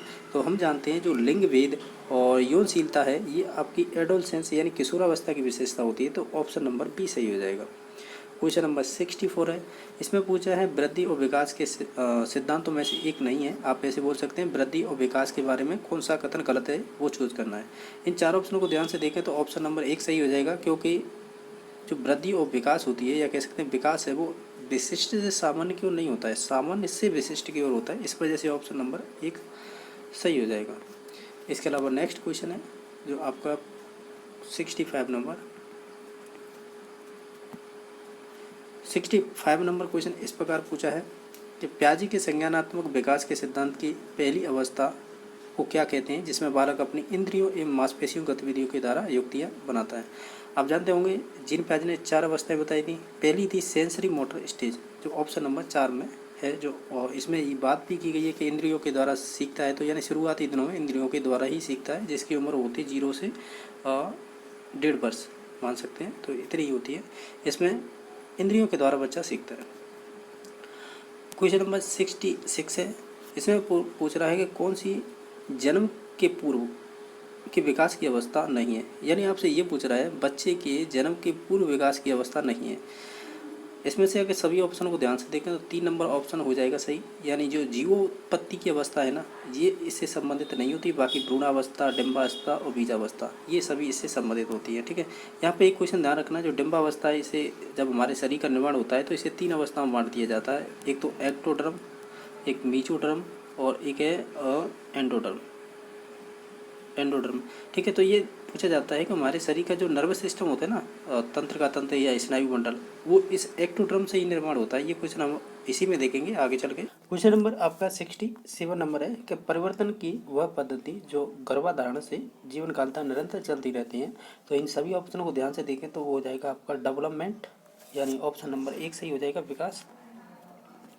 क्वेश्चन नंबर आपका 68 है, जब शिशु सिर को एक तरफ करे, अपने को बचाओ, हाथ पैर फैलाए एक तरफ, तब इसे क्या कहेंगे? तब इसे हम टॉनिक अनुक्रिया कहते हैं या टॉनिक रिफ्लेक्स बोलेंगे। तो आप क्वेश्चन नंबर आपका 69 है, एक छोटी नली जिसके आगे उजाले के स्रोत हों, जब उसे गर्भाशय में डालने से गर्भ के अंग और मुंह की खराबी पकड़ने के तरीकों को कहते हैं।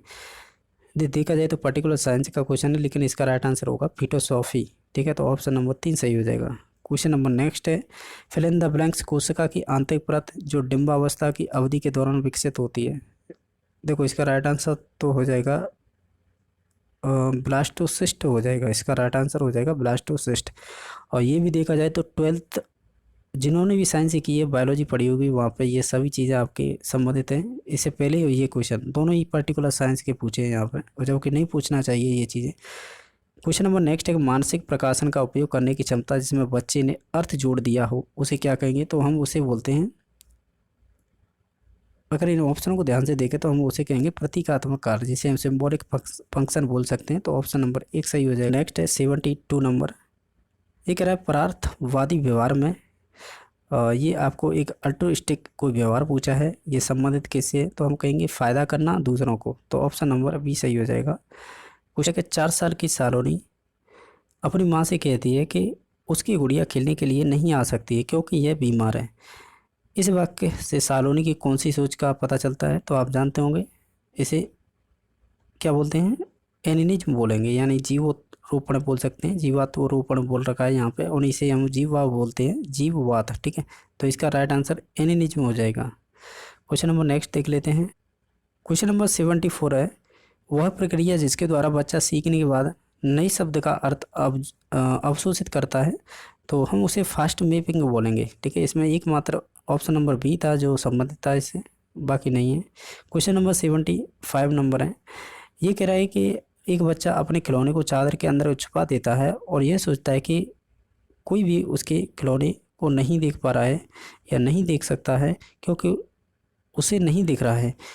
बालक की इस प्रकार की सोच को आप क्या कहेंगे? अगर इन 4 ऑप्शनों को ध्यान से देखो तो हम उसे कॉन्क्रीट थिंकिंग बोलेंगे, यानी मूर्त सोच बोलेंगे। तो ऑप्शन नंबर 1 सही हो जाएगा। नंबर आपका 76 नंबर है कि शैशवावस्था की क्रिया जिसमें बालक अवसर से वांछित घटना उत्पन्न करना पहले आविष्कृत करने को कहते हैं। अगर सेंसरी मोटर स्टेज अपने आप में जीन पाजी की पड़ी है तो सेंसरी मोटर स्टेज के 6 उप क्षेत्र थे, या उप या सब क्षेत्र बोल सकते हैं। तो उनमें एक तृतीय प्रतिक्रिया थी जिसे टर्सरी रिएक्शन बोलते हैं। तो ये उसी की विशेषता एक पूछी थी। नेक्स्ट क्वेश्चन नंबर 77 नंबर है कि मस्तिष्क का वह क्षेत्र जो आयतन का 80% हिस्सा होता है, तो भाषा व सोच के विकास में महत्वपूर्ण योगदान देता है, तो वो आपके सेरिब्रल कॉर्टेक्स भाग होता है, वो संबंधित होता है इससे। तो ऑप्शन नंबर 1 सही हो जाएगा। क्वेश्चन नंबर नेक्स्ट है, ये कह रहा है कि 78 नंबर के पुरुष या स्त्रीलिंग कार्य को पारंपरिक अधिग्रहण करने को कहते हैं, हम इसे लिंग टाइप बोलेंगे, यानी जेंडर टाइप। तो ऑप्शन नंबर 3 सही हो जाएगा। क्वेश्चन नंबर 79 है, फिल इन द ब्लैंक्स एक अनुभूति है जो हमें अपने श्रेय और धारणा को संयुक्त करते हैं, तो उसे हम क्या बोलेंगे? तो हम उसे बोलेंगे आपसे आत्मसम्मान, यानी सेल्फ स्टीम बोलेंगे। तो ऑप्शन नंबर बी सही हो जाएगा। क्वेश्चन नंबर नेक्स्ट है, ये कह रहा है कि पूर्व बाल्यावस्था के दौरान भाषा का विकास हिस्सा नहीं है, यानी कौन सा आपका हिस्सा नहीं है पूर्व बाल्यावस्था की भाषा से संबंधित? अगर इन 4 ऑप्शनों को आप अगर ध्यान से देखें तो ऑप्शन नंबर 3 सही होगा, यानी सुनने की क्षमता का विकास। ठीक है, नेक्स्ट क्वेश्चन देख लेते हैं 81 नंबर। इसमें पूछा है कि निम्नलिखित में से बालक की कौन सी संज्ञानात्मक क्षमता जीन प्याजे के द्वारा दी गई पूर्व सक्रियात्मक अवस्था की शुरुआत को दर्शाता है।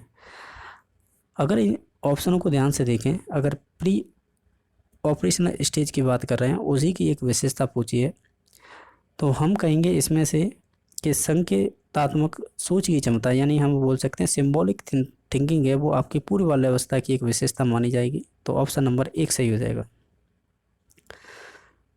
क्वेश्चन नंबर आपका नेक्स्ट है जो 82 नंबर, ये कह रहा है कि पर्यावरणीय एजेंट के लिए प्रयुक्त टर्म जो प्रसव पूर्व अवधि में नुकसान पहुंचाता है। देखो ये साइंस के पर्टिकुलर क्वेश्चन है, लेकिन हमें राइट आंसर बताना है, तो हम कहेंगे टेराटोजेंस बोलते हैं इसे, ठीक है, टेराटोजेंस। तो ऑप्शन नंबर 1 सही हो जाएगा। क्वेश्चन नंबर नेक्स्ट है फैंटेसी प्ले, ड्रामेटिक प्ले या कल्पनाशील नाटक का दूसरा नाम क्या होता है। अगर इन ऑप्शनों को ध्यान से देखें तो ऑप्शन नंबर 1 हो जाएगा। प्रिटेंड खेल होते हैं या दिखावा करना, ये संबंधित होता है दूसरा नाम इसका। क्वेश्चन नंबर नेक्स्ट है कि स्केल जो नवजात की शारीरिक अवस्था, पल्स गतिविधि व श्वसन मापने के प्रयोग में काम में ली जाती है, हम उसे क्या बोलेंगे, तो हम उसे बोलते हैं अपगार, यानी इसे अपगार बोलते हैं।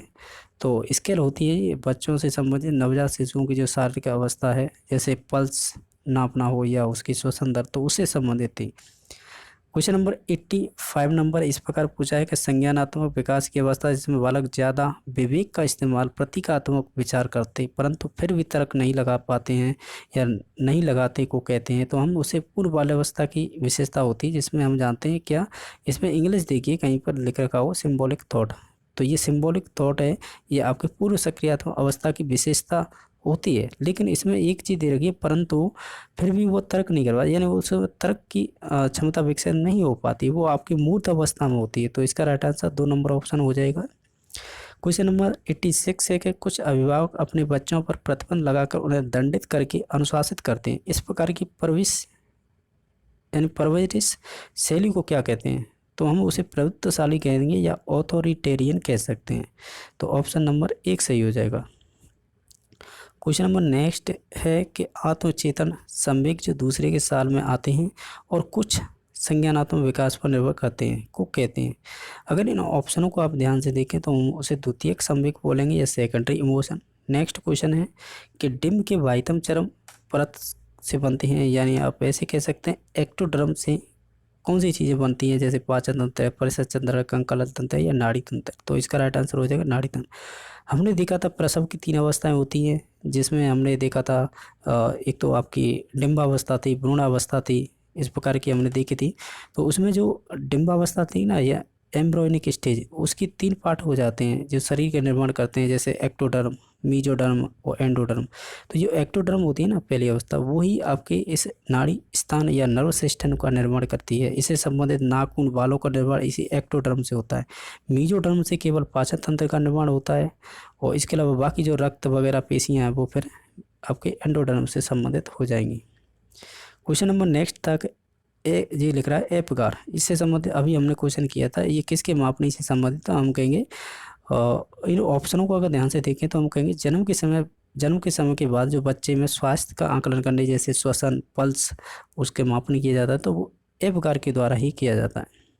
क्वेश्चन नंबर नेक्स्ट है प्रतीकात्मक विचार, संवेदक, मोटर, समन्वय जैसी मनोवैज्ञानिक गतिविधियां कब विकसित होती है, तो हम कहेंगे ये पूर्व बाल्यावस्था से संबंधित है, क्योंकि हम ये जानते हैं कि सिंबॉलिक थॉट होती है वो पूर्व बाल्यावस्था से संबंधित होती है, लेकिन तर्क नहीं कर पाता है बच्चा, वो फिर मूर्त सक्रियात्मक को जाके करेगा कॉन्क्रीट स्टेज में, 3रे नंबर की में, लेकिन ये पूर्व बाल्यावस्था 2रे नंबर की स्टेज होती है। तो इसी की एक विशेषता है।